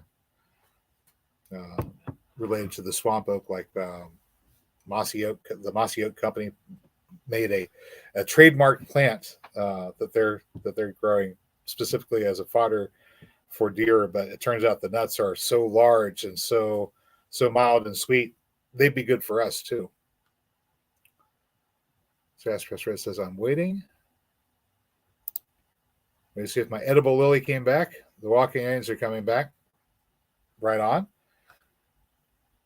Whenever they get clumps of them, just take them and spread them out 6 inches to a foot apiece, and they'll make more onions for you. Eventually, you won't have to buy onions anymore. Yay! Veteran Ironwood says, you can eat daylilies, can't you? Yes, you can. These guys here. Let me find a better example. So, if you're wondering if it's an edible daylily or something else, let me give you a look at the tubers at the base of it. Whenever you dig it up, it'll have these kind of tubers. It won't have a bulb. If it's got a bulb and it doesn't taste like an onion or garlic, don't eat it. Save yourself a bunch of time and trouble. If you can't tell that, yeah, that's garlic, or yeah, that's not. You just eat a little bit of the green growing up out of a bulb plant, and if that, you don't have to swallow it. Just chew it, and if you don't taste onion or garlic on that green, leave it alone. Don't touch it. It's not necessarily toxic, but it's probably not going to be very good. I mean, technically speaking, you can eat daffodils to a small amount, technically speaking, but you're just as likely to make yourself sick. All right. But daylilies, on the other hand, have got these tubers. If you can see those really clearly, there we go. If it has that, then that's a daylily. Hemerocallis fulva. The tubers are edible, and the flowers that produces are edible as well. And these grow so easily that you just dig a hole in the ground, throw it in the hole, forget about it, and they come back year after year after year, and all you have to do is harvest. And every few years, spread them out so that they aren't crowded, and you can harvest your tubers at that time and have those to eat. Lots of calories, starchy tubers, and better than lettuce, the flowers are. all day, yeah, all day lilies, all Hemerocallis are like that. And like I said, you just have a look at that have a look at the roots where that tuber is. See those? If you see those tubers down there, and it's one of these, then you're good to go. Let's see. Sassafras said, man, I sure don't miss the Arkansas clay.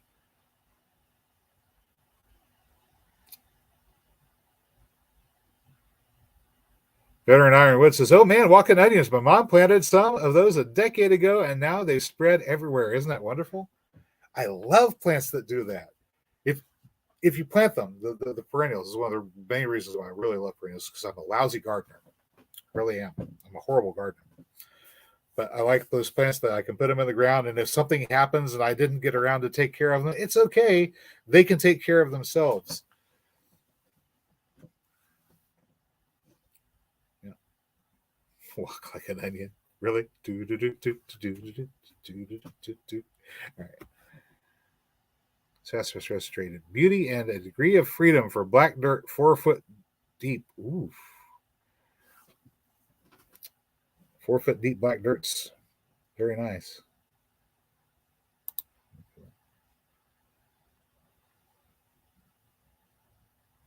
Heiki says every seed has unique genetics. Some may be fabulous and some may need culling. Yeah, you don't know. The best way to come up with a new variety of anything is to plant a bunch of seeds and then see what happens.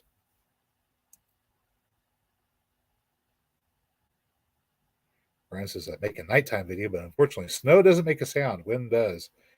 I hear it's like 14 degrees just a few miles north of here too. So we just got lucky. We missed out on the really cold weather tonight. Chris says, yeah, I've had my son help me plant some of the trees. So hopefully when he gets to eat some food off of them, he'll really get in. Yeah, hopefully. Be able to see that connection between we do this work, we plant the tree, we take care of it, and then it takes care of us.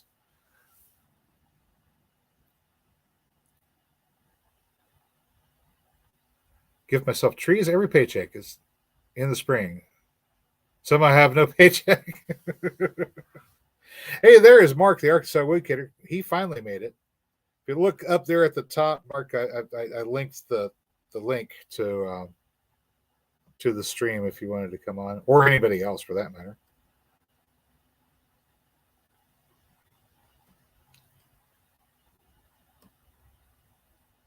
Sassafras Red saying, I feel teaching the grandkids. Grace at Neil's is going to be a thing with the grands. They'll know that we grow the food and they will help. So some of these traditions, if you don't do anything, if you don't show it to people, they're never going to get it anywhere else.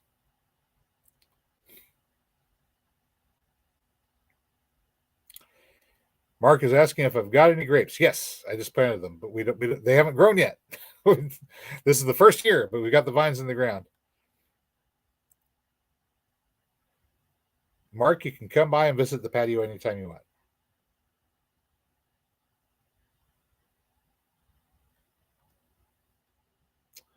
Great synergistic transformation. So should buy land with the trees, I'm thinking. Don't trust the bank's future. No doubt. Don't know what's going to go on there. Yeah, 50, Memento Mori, and Memento Vudi. I kind of got the impression that was the case when I hit 25, though. I've just been lazy up until now.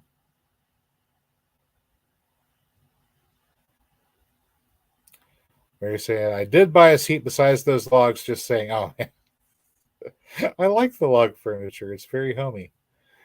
You can grow muscadine. I think so. I think we can grow muscadine here. We'll find out. We'll find out. I kind of like the idea of the Scuppernong muscadine because the bronze muscadine are a little bit more shade tolerant than the dark purple. So hopefully.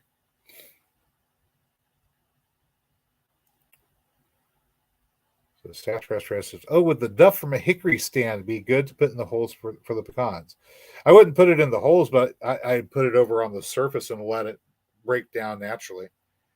Just put the holes from the dirt back in the hole whenever you plant them, and then you put your duff over the top and then let it decompose, because everything that goes into growing a hickory tree will also go into growing a pecan tree. They're closely enough related that all the nutrients that the hickory absorbs, the pecan can use. So great to feed to a pecan tree. And also, if you manage to capture any hitchhiking fungi that like to associate with hickories, chances are they'd like to associate with a pecan as well. So that would be another good reason to introduce some of that material.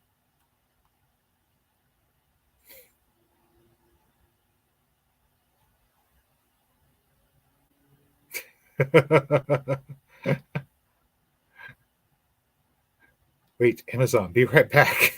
Oh no, we're going to get more packages. Vicky says, I have neighbors who have not been making their land payments and are about to be foreclosed on. Oh no.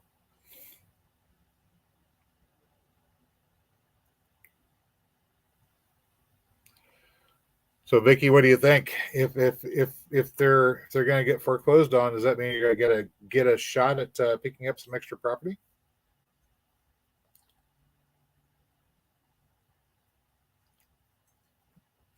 Test for Shred says new property that they're getting that came off of a tax lien. The two houses right over here to the west of us went up on the tax auction, and unfortunately, I'd checked previously the year before as the auction was coming around, and they weren't on the list yet. And then the one year that I didn't check, somebody else bought them, and now the person that owns them is leasing them out. I guess if we had picked them up and it was just, I think, $5,000 for one and $2,000 or $3,000 for the other was the cost that they had to pay for it. So not much, $7,000 or $8,000 picked up two houses. But if we had picked them up, then we would have had to have done something about that sycamore tree that's over there,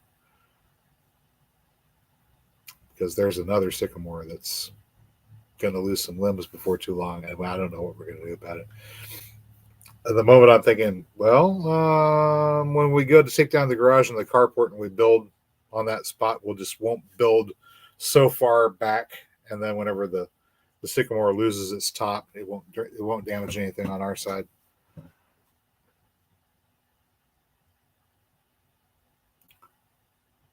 Let's see.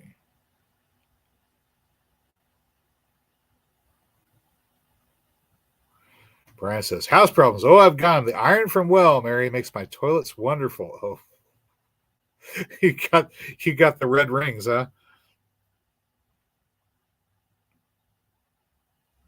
Mary's saying, I wonder about our well. It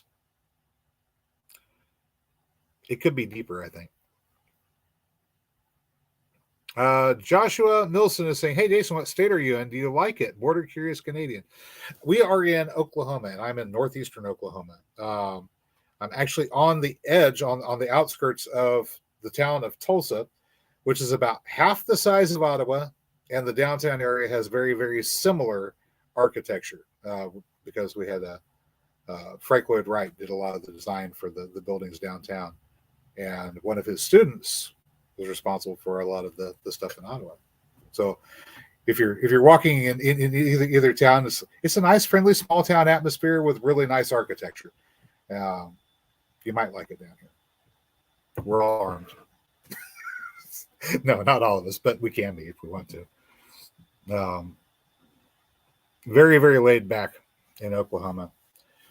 Basically, the police say, sure, yeah, carry whatever weapon you want to. If you use it, that's a crime. Just having it, no, it's fine. Well, if you use it in a way that would be a crime, then that's a crime. But people give us weird looks like, you guys have guns? You walk around, you're all armed?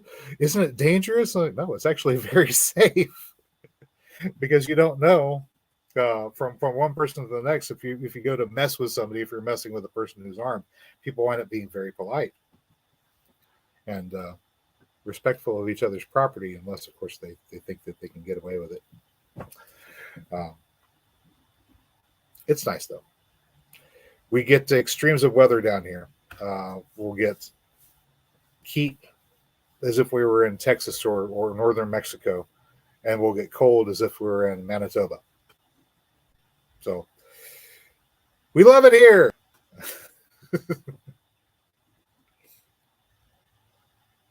Heiki saying Saskatoons are plentiful and prolific in the Pacific Northwest and are considered a delicacy. I imagine so. PFAF doesn't give an edibility rating of 5 for just everything. John Pumphrey's in the house saying hello, John. So John, tell us, why do you plant? Whenever you sit down and go, I'm going to grow a garden. What are the reasons? Why are you thinking? Why should you be growing a garden? Let's see. Okay, Brian's saying his relatives are up in the UP in Ironwood, Michigan. Okay, I got you. Youpers. Chris is back. His boy's in bed. John's saying small orchard. That's what he's into. All right. Buffalo Indigo says Grand Lake area here. Oh, awesome. I haven't been out there in a coon's age. Already have the land, barn, quarters, and water. Just don't know where to start with planting and animals. Okay. So this is great. How much space do you have? Do you have enough space that you can have some sheep? Sheep are great for a small ruminant. If you're going to have just a small amount that you can graze on, I've got a couple acres, a couple of sheep, gives you wool, gives you meat, gives you hide, gives you milk. You can get sheep for milk. And then it's a lot easier to raise and butcher a smaller animal like that than to raise and butcher cattle. You can butcher your own cattle. You can. It's just a big chore. And you got to work really fast. And if you have to work with hand tools, it's no fun. I'll put it that way.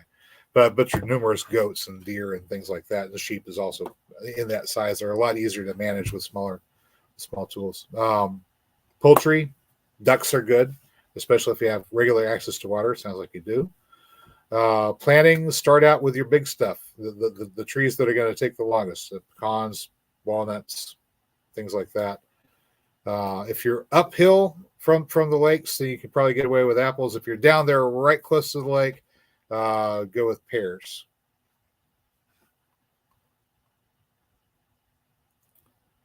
Grand Lake already has a lot of cedar and a lot of hickory and a lot of oak, but the oak that's out there is mostly that red oak, which is not fantastic for acorn mast. The deer eat it, but if you are raising sheep, keep them away from the oaks whenever they're dropping acorns. So you can let goats eat acorn mast though. Hogs too, for that matter. Brian is eating burnt pizza and drinking rescue beer. Mary, of course, has to know where the rescue beer comes from.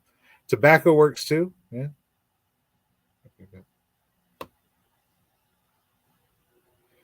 Hey, people in Canada right now are seriously thinking about finding a way to sneak across the border and get down here.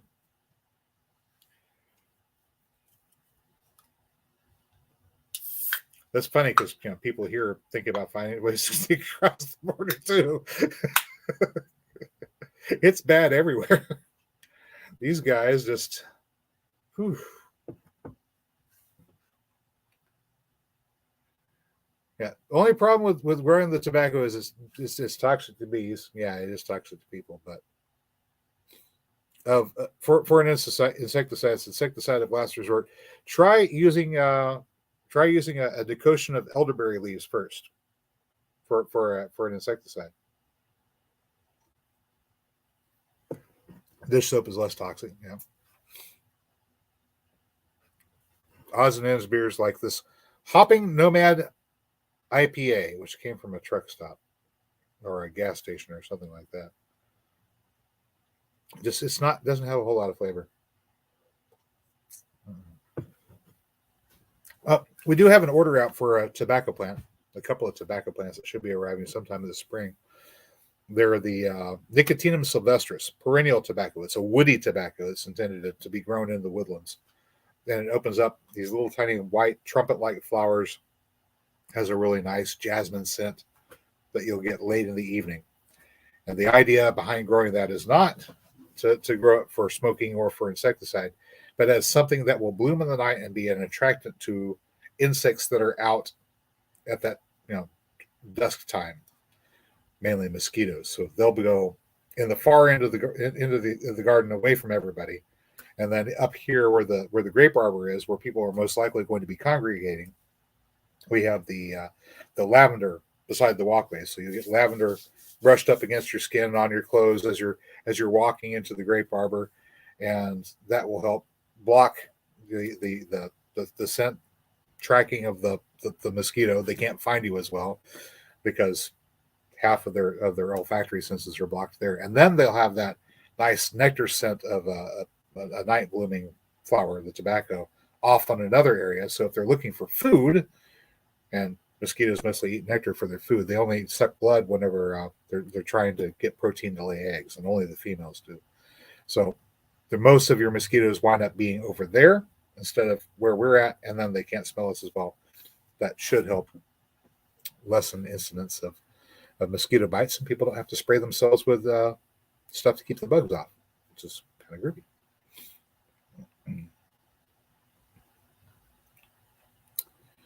Vicky says, John, be careful with tobacco. Tobacco mosaic virus is a terrible plague for all members of the nightshade family. Solanaceas are affected by tobacco mosaic virus. Mary says there was a church. Oh, yeah. She told me about this. Church in Wisconsin that they had to stop the children's Sunday school because the parents were dropping the kids off and then coming back to pick up the kids, and the parents were drunk by the time they got back.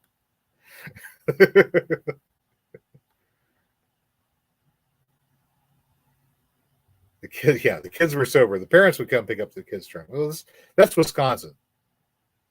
In Wisconsin, if you're not drinking, you're doing something else.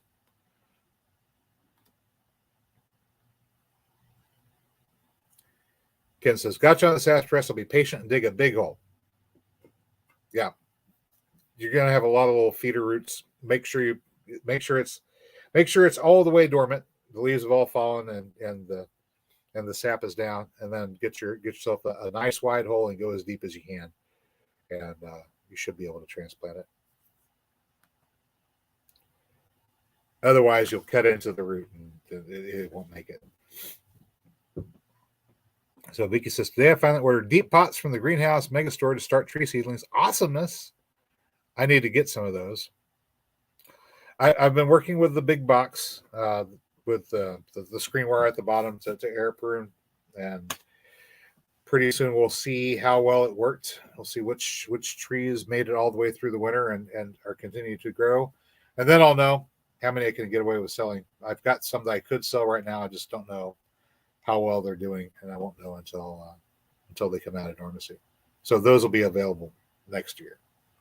It's the only reason I don't have them up for sale now, simply because I don't know enough about what I'm doing to guarantee that they'll all be alive by the time I sell them.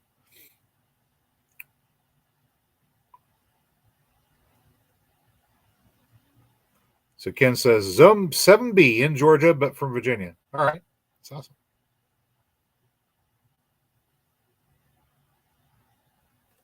You can grow a lot of good stuff in Georgia. Pecans, peaches. Can't say no to peaches and pecans. Brian says, say no. It's a driving lawnmower.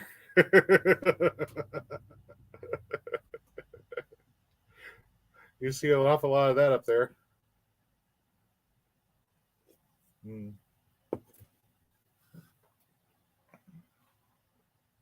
All right. Sasspress Red says, if I had a church, I'd have a bar in it. Keeps the people involved. Hey, there you go. Actually, that's not a bad idea. I mean, wasn't Jesus known for going into the bars and drinking with the sinners? There you go. May as well have the church in the bar.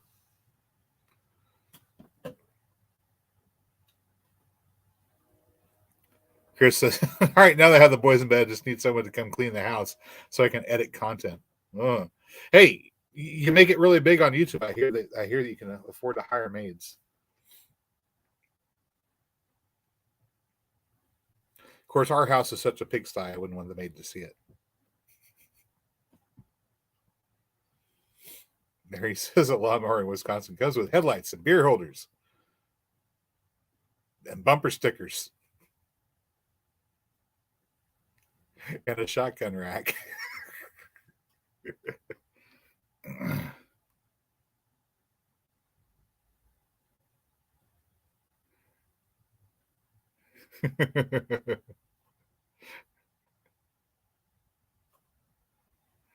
Oh. Lincoln Tick is paying Jason 1/10 of a penny right now. Wow. That's awesome. I'm so happy to get 1/10 of a penny. All the farmhands had to work 100 hours. Oh my gosh. John's taking off. Bedtime. Night, John. Oh, wow. It's getting late. Wow. I've been on here for almost 2 hours. Isn't that awesome? Vicky's saying rhododendron honey is deadly. It can be. One of the problems with mad honey, of course, is you don't know how much is in there. What might be 1 year enough to just do the trick, and the next year is enough to make you sick. There you go. I watched a documentary on that. Mad honey, if you ever have the time to go look around at videos, type in mad honey and search for that. You'll find over there in at least Malaysia is where they harvest it. Rhododendron honey. Brian says I'm going to do X3 hives, money bags here. It's a lot of work, but honey sells. Honey sells in a heartbeat. Mary, the neighbor's not that crazy. I mean, he's done bees before. He knows what he's doing, but I think the big problem that we've had with bees here is there's just not enough food for them, and they swarm looking for food. Vicky's saying, "Are purple dead nettles nitrogen fixers?" They're not. They are nitrogen accumulating, and they like to grow in soil that has a lot of nitrogen. Of course, they die and they return the nitrogen right back to the soil anyway. But any place where you have lots of nitrogen in the soil and lots of phosphorus, purple dead nettle, if you've got it in the seed bank, it'll grow because they like fertile soil that has lots of phosphorus in it. So mainly you use it as an indicator species. If you've got purple dead nettle popping up, you got good dirt.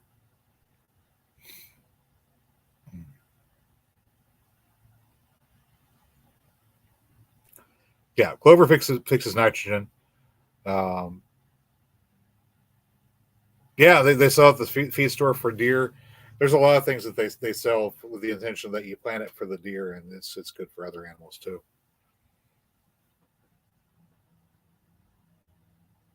Chris is saying I had like 8 raspberries that I could have taken from my last property. Oh, man. Sneak back over there and take some cuttings.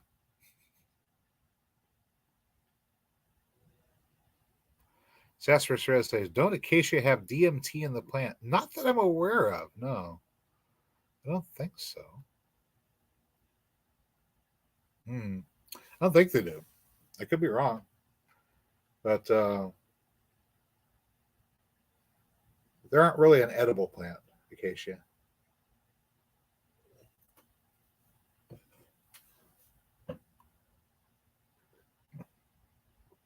I believe the resin, if you were to collect resin, the copal, you cut the bark slightly on the acacia and allow the resin to accumulate. You could take a pot shirt or your knife or anything else you got to scrape it off to collect that resin and accumulate it and use it as an anti-inflammatory. I think. I have to double check. Mary's saying, I think dandelions like hard packed soils, like in western Oklahoma. Dandelions like hard packed soils and soils that are low in calcium. As a result, I don't have many because our soil is really loose and calcium rich.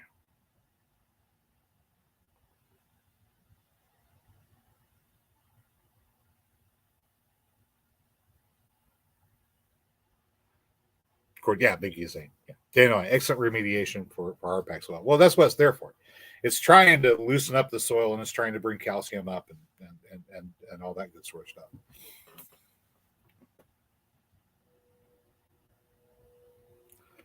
All right, so it creates synergistic transmission. Saying the acorn or the oak that they was talking about earlier is an acorn producer. It's good for acorns. Awesomeness. Yeah, I don't know how long that bur oak is going to take before it starts producing nuts. Probably years. We'll probably be gone by the time that bur oak makes acorns, but it'll make good acorns whenever it does.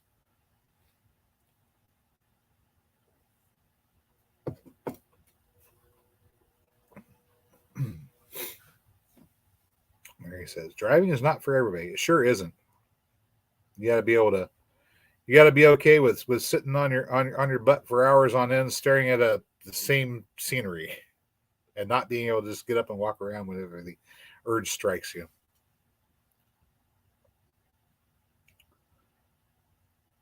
So you listen to podcasts and listen to audiobooks and all that good stuff.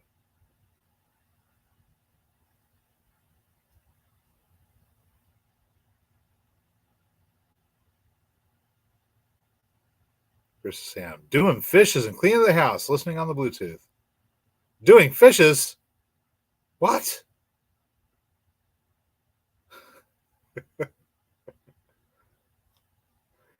Brian says, your patio project is great. Damn, I must. You can come by and visit anytime you want. That's what it's there for. Just either bring the beer or bring the brats. That's all I ask.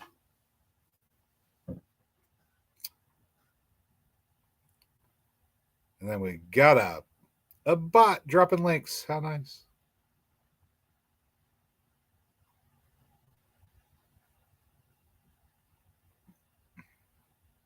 If a property is defunct in taxes, this is Chris asking, can you get it by paying the tax liens or only at the auction? You have to get it at the auction.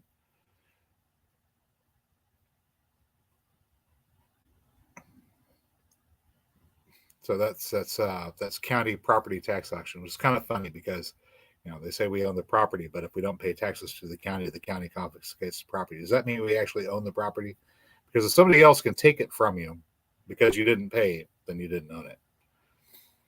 There are some properties you can get out there that have a patent on them, a property patent. And a patented property, you actually own the property. They can't come and take it from you for not paying taxes. MT Homestead's in the house. Hello, MT Homestead. Saw you guys earlier on another live stream. Silvestris is tearing out the trailer that's on the new property. Yeah, something. So you got to get rid of the trash before you make use of it. I've seen a lot of properties like that, where it's just everything is run down on it. They put it up for sale, and unfortunately, somebody has it in their mind that, well, it's got a house on it, it's improved, but the cost that you have to spend to demolish the house that's on it because it's not fixable really detracts from the value of the property. But property is expensive these days. They aren't making any more.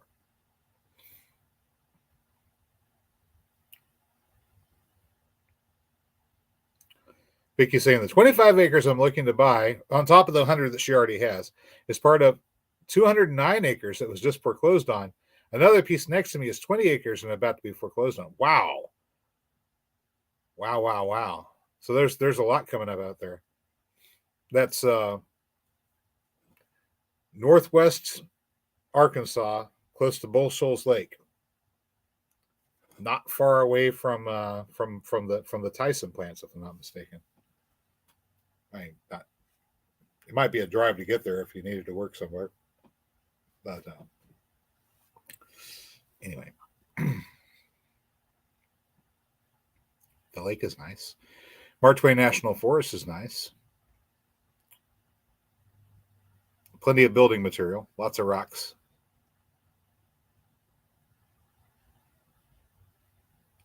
Silvestris, I plant because I don't drink, smoke, gamble, or party anymore. What else am I going to do with my money? Oh, yeah, MT Homestead, as you come in, why do you plant? why do you garden? Why do you grow crops? Why do you raise livestock? Why do you do what you do? That's the topic of today's conversation. So Silvestris says, I don't drink, smoke, gamble, or party anymore, and what else am I going to do with my money? You could buy expressionist art. Yeah, planting plants in gardens is more fun. Mary says, the year I quit drinking, I planted a lot of squash. That's misleading. People will think that you've quit drinking permanently. You haven't quit drinking permanently.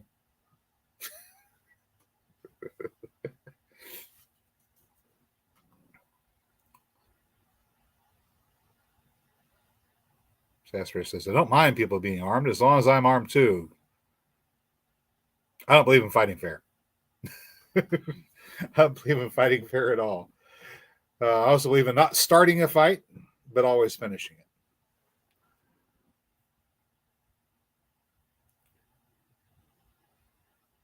it. Oh. Vicky is saying here, I guess in Arkansas, you can get the land for paying the back taxes. You don't have to wait for an auction. That's kind of cool to know.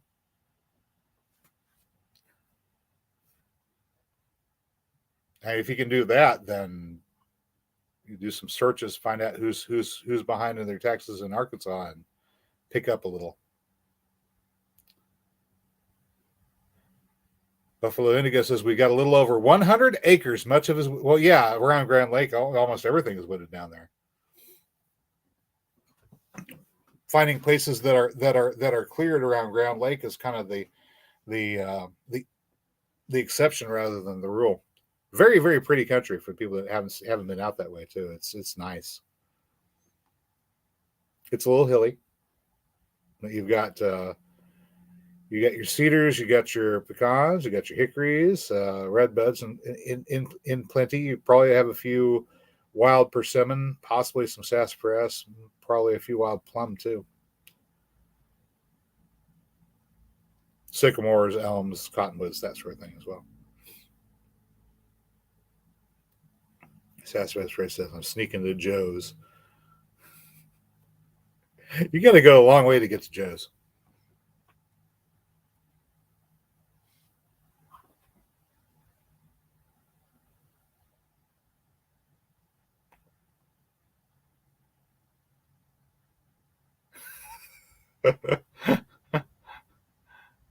Brian, ew, chew is nasty. Ugh.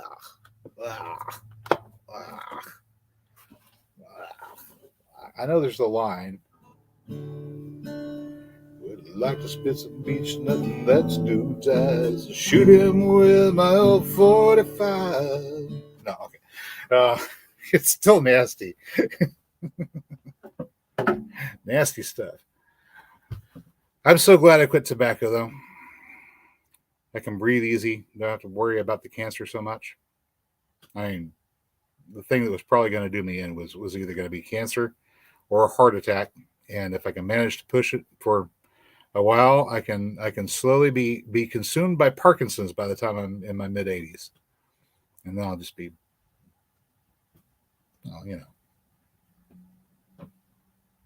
bouncing around. All right. Let's see. If you move south, you call Sassafras Red Panama Red. There you go.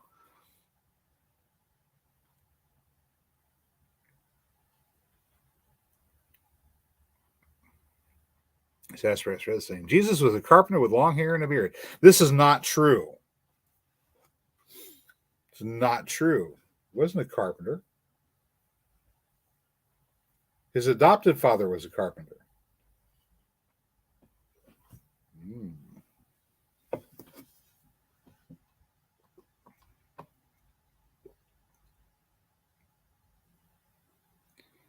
Oh yeah, don't forget hit that like button if you like this thing. Jesus said he was called a glutton and a drunk. Well, yeah. What was the line? John comes. He's fasting and praying, and you call him a holy man. You see the Son of Man coming, eating and drinking, and you call him a glutton. No.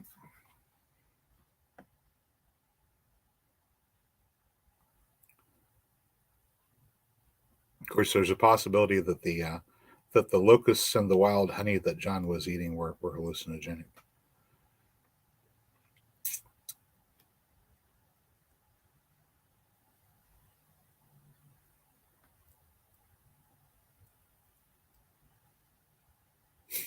Mary's still ragging on Wisconsin drivers.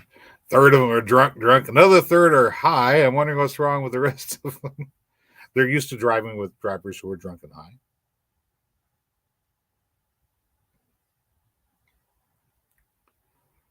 Ken's talking about acacia. The root bark has fairly high alkaloid content. Can be used for natural dye. Buffalo Indigo saying, well, every plant has DMT in it. Yeah, I suppose. So you could make an ayahuasca with acacia. You'd have to add some other stuff to it, and it might be hard. Yeah, it could be hard to get the rest of the components. I'm probably the worst person for you to ask questions about how to take a trip without leaving the farm because the stuff doesn't work on me.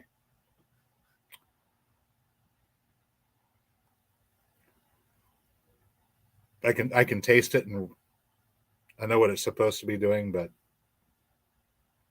it doesn't really do much for me other than keep me awake and give me headaches. Hallucinogens, that is.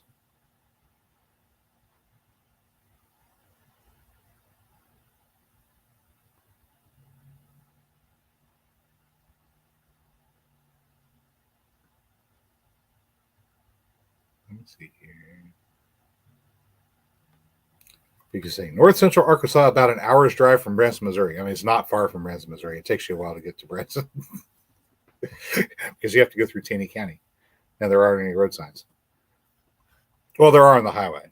On the highway and on the county line roads, you'll have markers. But other than that, Taney County is notorious for not having any markings.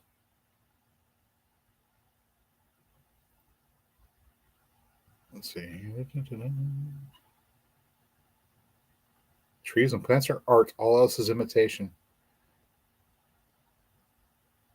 Yeah, in a way, I like to do it. It's one of the reasons why I like to plant is I like to create something and use these natural elements as part of a piece of artwork. Whenever it's done, people look and go, "Wow, that's so nice!" And like a smile, go, "Yeah, we can appreciate the natural beauty and we can eat it too." Yeah.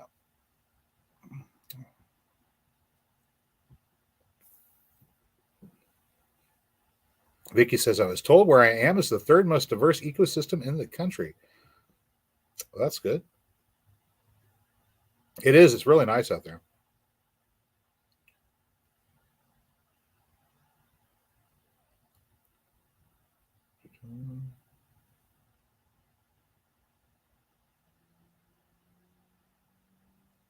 Let's see.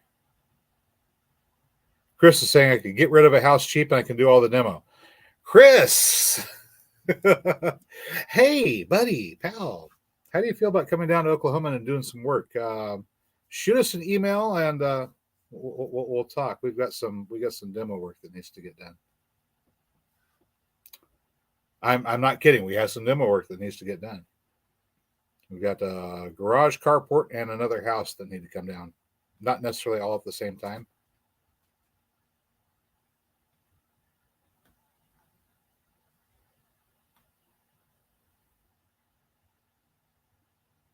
You're saying, I've been told that Joseph of Arimathea was Jesus' uncle and minister of mines for the Roman Empire. His mother's cousin was married to a high priest, and he was not a non-entity.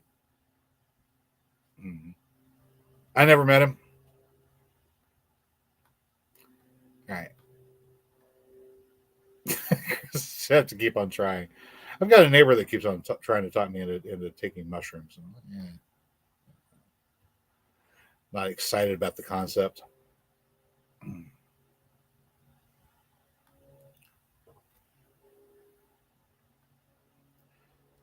I'll make a point of running the camera by the garage, the carport, and the house, and talk about the dimensions and everything else.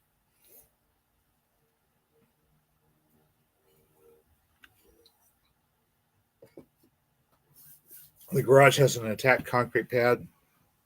We'll keep the pad.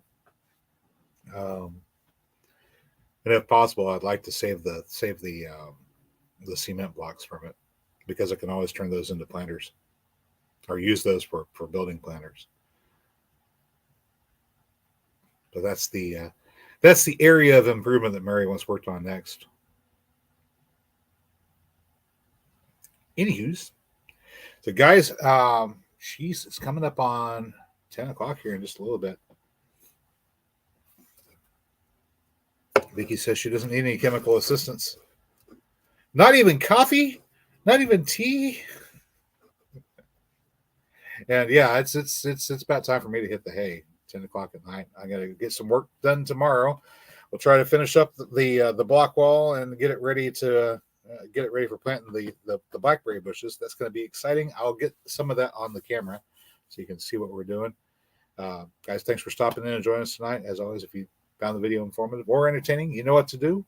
I will catch you next time.